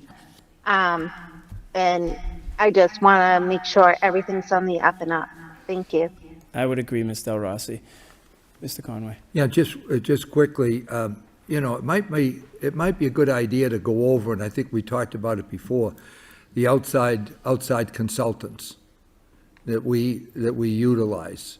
And I'm not talking about the ones that are mandated by law that we have to sped and so forth in transportation. But, I mean, I've gone over that, and I think that, you know, that might be an area that we could do some trimming, especially saving some spots, as just been mentioned tonight, down the high school. Because again, you know, we have some very talented administrators here. They certainly, I think, would, you know, pick up the gauntlet and help out in certain areas. I know that throughout my career, we often would do that. Sometimes we had to do something a little bit extra. But if it can save somebody's job, I think it's well worth taking a look at the outside consultants that on good times, it would be wonderful to have them. But you know what? These aren't necessarily good times, and I think we have to try to save as many jobs as possible. So I would appreciate getting some type of a report giving, you know, finding out where we can cut with these outside consultants. Thank you. Thank you. There are sometimes, if I may say, there are sometimes these balances that swap off. Years ago, I heard the committee complain about all the funds we were spending on outside services to fix our copy machines. And another year, there were complaints about all the money we were spending to purchase copy machines. And those two different years play off each other. When the copy machines in our schools were so old and breaking down, our services to repair them cost a bomb. And somebody made the decision, we'd be better off buying new machines, so they wouldn't break down half as often, right? But those two sort of balance off one another. So I'd like to take up Mr. Conway's idea of reducing the outside services, but we might want to add new staff positions. So we have a staff member in the data office, for example, who adds functionality to Aspen. Teachers in the room may know about Follett, Aspen. It's our student database system. That employee adds functionality that we used to pay an outside contractor to add for us. And so, you know, you add a position, you might save a lot of dollars in outside services. I'm just saying that they play off one another, and we have to make smart choices. Mr. Bahu? Your turn, you all set? Mr. Lay? Thank you, Mr. Mayor.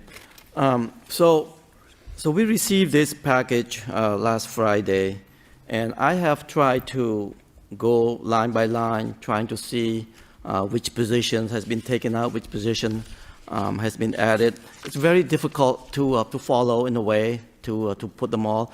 Would you, Superintendent, through you, Mr. Superintendent, could you be able to produce a spreadsheet that has a list of positions being added and where they are, and also where they are eliminated, and what those positions are. Would you be able to do that before the next meeting? Yes, Mr. Lay. We've actually given the committee that. It was asked by another member, and we produced a document that looks like this. Oh, you had It's on me. all the added and reduced positions by school. We'll forward it again if that helps, but we have produced that for you. Okay, great. Thank you. Can I just ask one question? When is that? Oh, like when were those increases made, and when are those decreases going to be made? Thank you, Mr. Rossi. The positions, the increases and reductions will be made at the end of the school year, and in time for the budget we're talking about is the FY27 budget, so that begins on July 1. And so the positions and the moves, the additions and deletions will be made by the end of this school year, pending the school committee's approval. Okay, thank you. So just to be clear, our role is not to add people to budgets. We can look and see who is cut, but we can't add people to budgets. That's the superintendent's role. Ms. McFadden. I was curious how many of the proposed reductions are directly student-facing positions versus non-classroom roles? How many are directly student-facing? Yes. In We terms can of teachers, calculate that paras. for you relatively easily. Okay. We can do that. I think it's tricky.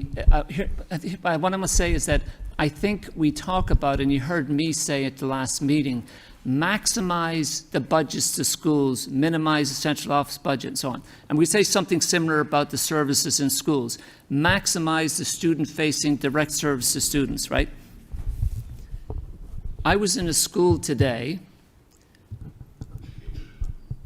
where the principal had argued for an administrator position that I thought was questionable. And through the budget deliberations, we relented and we allowed the principal to keep that administrator position. I got emails from numerous staff members in the school advocating for the administrator position, teachers. I happened to be in that school this morning, and some of the staff thanked me. It wasn't really my decision. If the school site council was making the decision, then that was their decision. But nonetheless, that person thanked me. And the teachers were saying that the arrival of that administrator, that position in their school, had changed the atmosphere significantly. It's a K-8 school, it's the Bartlett School. I know exactly what school you're talking about when you said that. And so at the Bartlett School, they have 2 assistant principals. They were going to reduce to 1. Their school site council pleaded that we keep the 2. And the teachers were saying that since they have the 2, one of the administrators works mostly with elementary, the other works mostly with middle school, and they're saying to me, this is so valuable for our school. Our school atmosphere has changed. We can do better teaching because of this position. So we could be saying, let's just make it that it has to be direct service to students or we cut it. We'd be limiting that school's ability to have what they want. So it's just not quite as simple as that. I think we should maximize our funding to schools and minimize administrative and overhead costs, but we have to provide ultimately for student outcomes is what we want. And I guess this would vary from school to school because we saw about how, so I guess I'll ask the question and then we can kind of backtrack from there. But just helping everybody here, the public understand where students and families are going to feel these changes the most in the day-to-day experience. I mean, we heard from the high school, so it sounds like anybody involved in fine arts would really experience those changes. But I think people are scared to hear of these cuts because they think it's going to really impact student learning, the school communities. So I just don't know if you had any insight on that. Yeah, I can tell you that it's painful. Any position being cut is painful. I also want to say that I've referred to some of these issues before. I'm old enough to remember I was a school principal in the early 2000s when we made much, much more severe cuts. When I finished becoming a school principal, when I moved to central office, at my school, the Daily School, we had more staff there than we had at any other time in my career. In the years since then, we're showing you that we've only added staff to our schools. We've added positions. So if we accept all the position cuts that are on the budget today, we're only retrieving a fraction of those positions. The schools in Lowell will still have more positions than they ever had in recent years. They'll have less positions than they have this year, but they still will be relatively well off in sort of looking at the recent years and looking at certainly my time as a principal. So we have some positions. We're not going to lose summer school. We're not going to lose after-school programming. With respect to the people who spoke about the high school and spoke very well about that, in general, clubs and sports at the high school will be pretty much as they are now, right? And so it's not a severe budget season. I don't know that, with the exception of the folks who spoke on behalf of the arts at the high school, in most schools, I don't know that people will notice the change, meaning students won't. Programs and staffing will be similar. One more question, is that okay, everyone? On the list that you showed us of what schools added and what they were cutting, we got a list of every, school and what those positions are.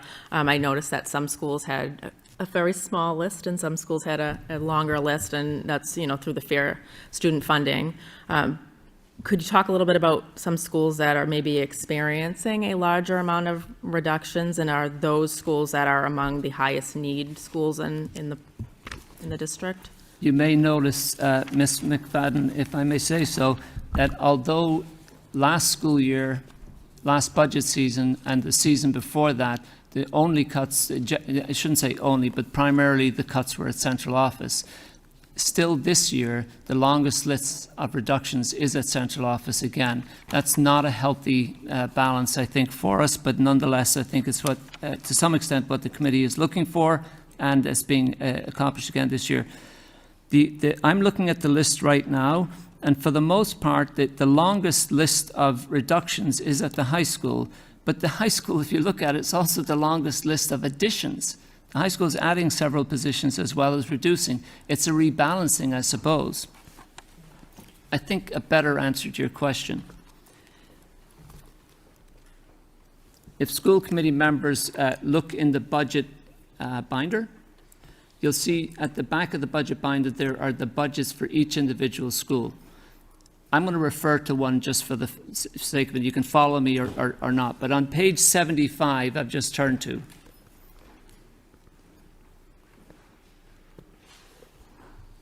On page 75, you have the budget for the McAuliffe School. You notice that at the top left, every school in Lowell, this is part of the fair student funding model, receives additional funds for students with high needs. So for every special education student who is, I'm not talking about sub-separate programs, but we might sometimes refer to as regular special ed students, for every one of those in your school, there's a $6,500 increment. So the more special education students you have, the more increments of $6,500. If you have substantially separate special education students, there's a $23,000 per student increment that you receive. So this is what the fair student funding model does. It weights the funding to schools based on the students that you have. So I do think it's a fair model in that respect. You may notice on the page that we're on right now, page 75 for the McAuliffe School, they are predicted to lose almost 30 students, actually just more than 30 students. The funding for schools is also based per student. And so we talked about Lowell High School, for example. Lowell High School is down about 400 students. That impacts the budget to the high school. We can't find the money to give them the funding for 3,700 students if they only have 3,300 students, right? It's that difficulty with the student enrollment as well. Ms. McFadden, I don't know if I've answered your question. Thank you. Can I just ask, do we know why the decrease is at the high school level and even at the McAuliffe level? Thank you, Mr. Rossi. I don't know that I can give you a very detailed answer, but at the high school, the most recent classes to the freshman academy have been smaller than they were in years past. So 2 or 3 years ago, regularly we had close to 1,000 students at the freshman academy, well over 900. There's just over 800 there now. So the answer, Mr. Rossi, is that the graduating classes from the high school in recent years are larger than the incoming classes. So over time it reduces. We also note in our elementary schools, there are smaller numbers of preschoolers and kindergartners than the number of students in first and second grade, for example. So our population in the elementary schools is declined a little bit as well. Overall in Lowell, we're down about 100 students over the last 6 or so years. That's basically dead level. Many communities across Massachusetts have a different issue. In many communities across Massachusetts, the student population has decreased a lot. In Lowell overall, it stayed roughly the same. Thank you.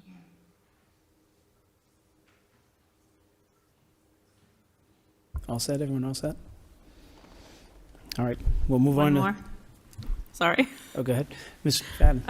I'm just curious, because we're making cuts this year that are seen as very significant to a lot of people, despite a growing budget. Will this kind of close the structural gap that we're experiencing due to the loss of ESSER funds? Or are we looking to next year and doing something similar? So it depends. This gap in funding that we have, I think it could be a lot worse. Remember, I was saying that I think we have about $14 million more in funding to use this year. Can you imagine if they just funded us at the same level? We'd have much bigger cuts because transportation costs are going up, special education costs are going up, and so on and so on. Healthcare costs, right? So the costs keep going up, and even though we're getting more money, it's not going as far. So next year, if the state rejigs their formula, if our state reps are successful in finding additional revenue for towns like Lowell, we could be in a much better position. I don't expect that to happen. There are, as I said, hundreds of additional staff in our schools since ESSER times. We're reducing, a small number, probably less than 20 teachers and less than 20 paraprofessionals overall. There still will be well more than 100 additional teachers and 100 additional paraprofessionals in our schools.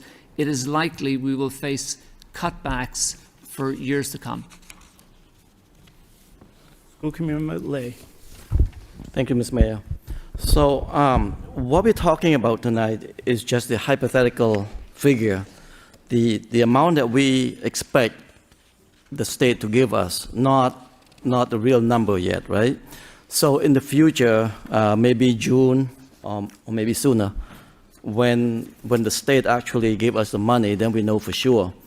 But at the same time, I also want to point out that year after year, every year, our spending increases, and state, the Department of Education also required, Mr. Mayor, also required the city to contribute part of the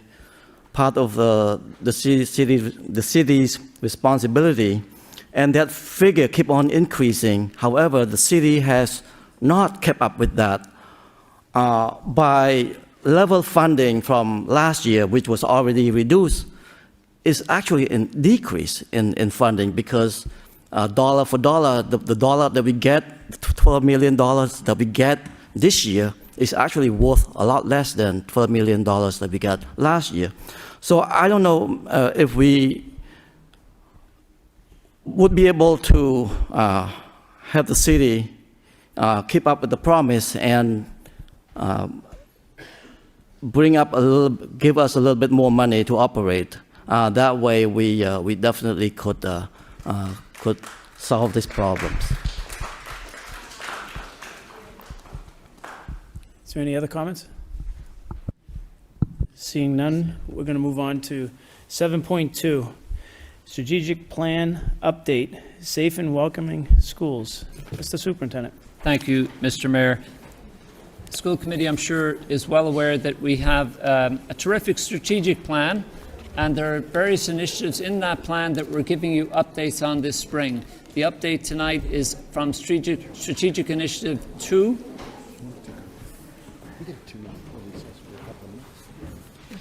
We can just take a, just give him a couple seconds to, yeah. Thank you.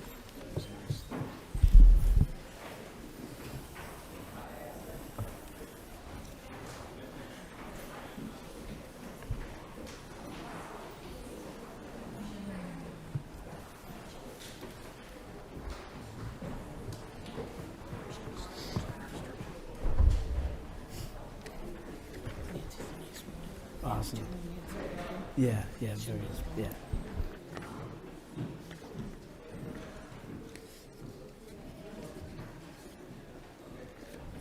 Sorry about that, Mr. Superintendent, if you could Thank you, continue. Mr. Mayor. School committee members, in our strategic plan, one of the priorities is safe and welcoming schools. There are some initiatives that we've been working under that title, and Ms. Brown-LeGrand has prepared a report for you of our progress on that initiative. That memo is in your report. Excuse me, that report is in your packet. Ms. Brown-LeGrand or I will be happy to take any questions that you have. Are there any questions? Seeing none, we'll move on to 7.3, response to motion by Committee Member Bahu regarding Friday's attendance of every school for school year 24 to 26 to present date. Mr. Bahu, or Mr. Bahu. Here I am, I'm back. Anyway, thank you for this report. I'm sure it was very tedious to go ahead and work on. You gave us, a report for the past 2 years of each day's attendance at each school, which in itself was probably very demanding to you and your staff. So, thank you for going to that level for this motion. When reviewing these numbers, I noticed that last year, Fridays, 19 of our 29 schools-ish had a lot of absenteeism on Fridays, where this year, they had the most absenteeism on Friday. My mistake, most. This year, that's been reduced by half. On Fridays, on those schools, there are only 9 that have the highest amount of absenteeism. A couple of them sort of stayed stagnant. I guess the one that sticks out to my head that I notice is Lowell High School. Oh, my mistake, it wasn't Lowell High. Yeah, it is Lowell High School. Last year it was 42% on Fridays. This year it's 40% on Fridays. So, that's pretty alarming. We all want a 3-day weekend. Unfortunately, high school kids think that they sort of should have a 3-day weekend as well. So I don't know what we can do to go ahead and maybe make Fridays more enticing for them. I mean, it's happening in a few other schools as well. It's funny, over in Pawtucketville, right? There's the Pawtucketville Memorial as well as the Wang. The Wang is at 39% absenteeism on Friday. Last year, 48 this year. And the Pawtucketville is 36 last year and 44 this year. Now, I'm not trying to single them out. I'm just trying to say, hey, this might be worth, looking into but then there's other schools that have changed dramatically. The Moody School went from 39% on Friday of absenteeism to 16%. Wow. You might want to talk to them. Would you like to say something about that? I do. Sure. I just want to make sure that we're clear kind of about the data. So the percentages that you're looking at are not the amount of absenteeism for the school for that day. It's the amount of, for example, Fridays. Out of a possible 36 Fridays, 40% of the Fridays of those weeks were the highest number of days absent. If you're looking at pure number of absences, it's the first chart. So if you're looking for the percentage of students absent by day, we can generate that. What we did was look by day of the week, how many, so for example, if, it might be easier just to look at the first one. Sure. Let's say the 80 school, just because that's the first one. Of course. If you go kind of to where the yellow is across the top, it says that 42%, let's say, of Fridays, right? There's a possible, and my eyes are small here, but I think that says 36 Fridays. Of those 15 Fridays were rated the highest days of absence for that week. Of those It's not- 15 of Fridays. those 15 Fridays, right? Where 15 of them were the highest absenteeism for any week of that year, if that makes sense. So it's trying to pinpoint the day, not the percentage of students absent on that day. Got ya. Yeah. Got ya. So you may have, for example, 2 schools that have Wednesdays and Fridays being very high days, if that makes sense. Yes. It doesn't mean that 40% of the students were absent that day. No, Yeah, no. okay. no. I just want to make I sure. don't think it Yep. means 40% of Yeah. students were out that day Okay. either. You know, but, you know, there's some of them correlated They do. very well, and then other Yeah. ones correlated much different. And when you factor out the Monday of the last day of school, the data changes a bit Yes, to of Wednesdays course and it Fridays. does. Yep. Yes, of course it does. But anyway, I mean, this is really a great report. And ultimately, you know, I can tell that the school district has progressed on Fridays. There's been some movement on, you know, Wednesdays that really, we probably can't answer. But, you know, I just thank you for putting this together, doing all the work. I will look at it in more depth. I only had the chance to look at it today because I was looking at that budget of ours. And I just wanted to commend you on that very fine work. So thank you very much. I have to thank Vera Roberts, our Director of Data, and Heather Ganley, because they really put it together. All the data kind of correlated it, did it for me in a beautiful, nice. It looked beautiful, and, right, and I'm sure they were pulling their hair out. They- What's this guy's name again? They, you know, they They could have did great. sang a song, Bahu Dore. I mean, they could have, you know, made some rhymes with my name, I'm sure. I think they love data, so they were okay. Or other rhymes. Thank you. Thank you. I won't even go there. Mr. Conway. Yeah, thank you. I just, I know that, you know, back a few years ago, it wasn't unusual. I could still, to this day, I can't figure out why, but they wouldn't sign in, but yet they'd go to class. So they marked absent. And I'd see the kid in the hallway, and I'd say, he's absent. What's he doing? Then I check, and he went to all the classes. So that, believe it or not, there's a chunk of kids that do that too. But the problem is, it makes our absentee go up. And again, it doesn't make any sense. I don't know if there's a way that can be, we can tackle that somehow. I don't know. I mean, with the computer and technology or whatever, whether it can be updated. And again, I don't know how, we couldn't solve the problem. I know that. I mean, one of the things that I think we have is the automatic notification to parents, so that's helpful. I also think at the new high school, they come through the main door, so they have to pass by the desk. So it's a little harder to sneak in like it was kind of the old days. Not that it's not doable, but I think it's a little bit harder to do that. Yeah, they'll find a way to but sneak through. I know. But also, do letters go out still, like when there's on the 5th absenteeism and the 7th and the 10th and whatever? Yep. Okay, all right. Yeah, they're Thank you. automatic. Thank you. Yep. Member Lay. Thank you, Mr. Mayor.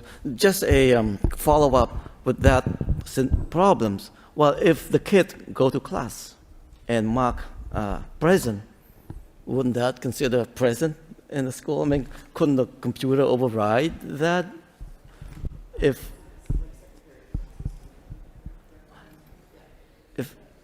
Yeah. No, because they did not check into homeroom. Yeah, but they attend all the classes. Yes. What if they skip the third class? They could attend late. Ms. Crocker, I mean, let you could one mark late person- or something. Mr. Lay, let one person talk. That's So she okay. can be- I just wanted to clarify that both things can be true. So you can be marked present in school for the day, but absent from your period classes and vice versa. And it just depends on where you show up, when you're supposed to be there or not. So yes, the system can flag that. So it'll flag that if the students are marked present, but they're absent from a class. So they take period attendance. So through each period of the day, you're correct at the high school that every single period has its own attendance taken, and then they can reconcile that with the daily attendance. And remember, sometimes students arrive to school too late to be marked present and have it count as a day, but they may be present in a class. So if they come after a certain hour of the day, that day actually doesn't count, but they may be there and get a class or two in the afternoon. So there can be some discrepancies just for those reasons. Can I ask Ms. Del Rossi? Can I ask a question? Yes. So what's the accountability on the student to be present from homeroom to the end of the day? I just remember my experience. If I checked into homeroom and I wasn't in a certain class, then you got carded and you would be in trouble and have to go see the housemaster. But now it sounds like you don't have to check into homeroom, but you can show up to a class and still get credit. I'd be happy to answer that if you'd like. So the first period of the day is advisory, and that is considered the homeroom. And yes, they do have to check into that. If a student was present in the building, so they checked in and are marked present for the day, but they do not show up to a class, then they are AWOL from that class, and the high school uses progressive discipline to address instances of students that are absent from class without permission. So if they're cutting class, and you'll see in our discipline data that is one of the higher infractions that's recorded in our discipline system, is being out of class without permission. And there's an escalating series of consequences for when a student is written up for that infraction. You all said, Mr. Rossi? Yeah, thanks. Ms. McFadden? I was just going to say, aside from your child getting a good education if they go to school, a motivation for a parent to make sure that your kid goes to school is that you don't get the multiple text messages, emails, and phone calls more than once a day when your kid's out. So there's plenty of systems in place for parents to find If out. I don't punch in at work, they don't pay me. Motion to accept the reports of the superintendent 7.1 through 7.3 as a report of progress by Member Bahu, seconded by Member Conway. Roll call. Ms. Delay? Ms. Martin? Ms. McFadden? Yes. Mr. Bahu? Yes. Mr. Conway? Yes. Ms. Del Rossi? Yes. Mayor Getchia? Yes. 6 yeas, 1 absent. Thank you. 7.4, home education. Motion to approve home education by Mr. Bahu, seconded by Mr. Lay. Any questions? Roll call. Ms. Delay? Yes. Ms. Martin? Ms. McFadden? Yes. Mr. Bahu? Yes. Mr. Conway? Yes. Ms. Del Rossi? Yes. Mayor Getchia? Yes. 6 yeas, 1 absent. Thank you. 8, new business. 8.1, approval to accept and expend allocated FY26 awards. Motion to approve the April 2026 budget hearing dates by, No. I'm sorry, I wrote down. I'm sorry. Just, you want to accept the allocated awards. Motion to accept the allocated awards by Ms. McFadden, seconded by Mr. Lay. Roll call. Ms. Delay? Yes. Ms. Martin? Ms. McFadden? Yes. Mr. Bahu? Yes. Mr. Conway? Yes. Ms. Del Rossi? Ms. Del Rossi? Mayor Yes. Getchia? Yeah, okay. Yes. Yes. Yes. 6 yeas. 8.2, approval to accept donations for the Stock Closer Knowledge Bowl. Motion to accept by Mr. Lay, seconded by Mr. Conway. Roll call. Ms. Delay? Ms. Martin? Ms. McFadden? Yes. Mr. Bahu? Yes. Mr. Conway? Yes. Ms. Del Rossi? Yes. Mayor Getchia? Yes. 6 yeas. 8.3, budget modification request. Motion to approve the budget modification of $1,800 by Mr. Bahu, seconded by Mr. Del Rossi. Roll call. Ms. Delay? Yes. Ms. Martin? Ms. McFadden? Yes. Mr. Bahu? Yes. Mr. Conway? Yes. Ms. Del Rossi? Yes. Mayor Getchia. Yes. 6 yeas. 9, convention conference request. Motion to bundle and approve the convention conference request by Mr. Conway, seconded by Mr. Lay. Mr. Lay? Yes. Ms. Martin? Ms. McFadden? Yes. Mr. Bahu? Yes. Mr. Conway? Yes. Mr. Rossi? Yes. Mayor Getchia. Yes. 6 yeas. 10, professional personnel. Motion to bundle and approve the professional personnel by Mr. Bahu, seconded by Ms. McFadden. Roll call. Mr. Lay? Yes. Ms. Martin? Ms. McFadden? Yes. Mr. Bahu? Yes. Mr. Conway? Yes. Mr. Rossi? Yes. Mayor Getchia. Yes. 6 yeas. Does anybody have any announcements? No. Seeing none, motion to adjourn by Ms. McFadden, seconded by Mr. Lay. Roll call. Mr. Lay? Yes. Ms. Martin? Ms. McFadden? Yes. Mr. Bahu? Yes. Mr. Conway? Mr. Rossi? Mayor Getchia. Yes.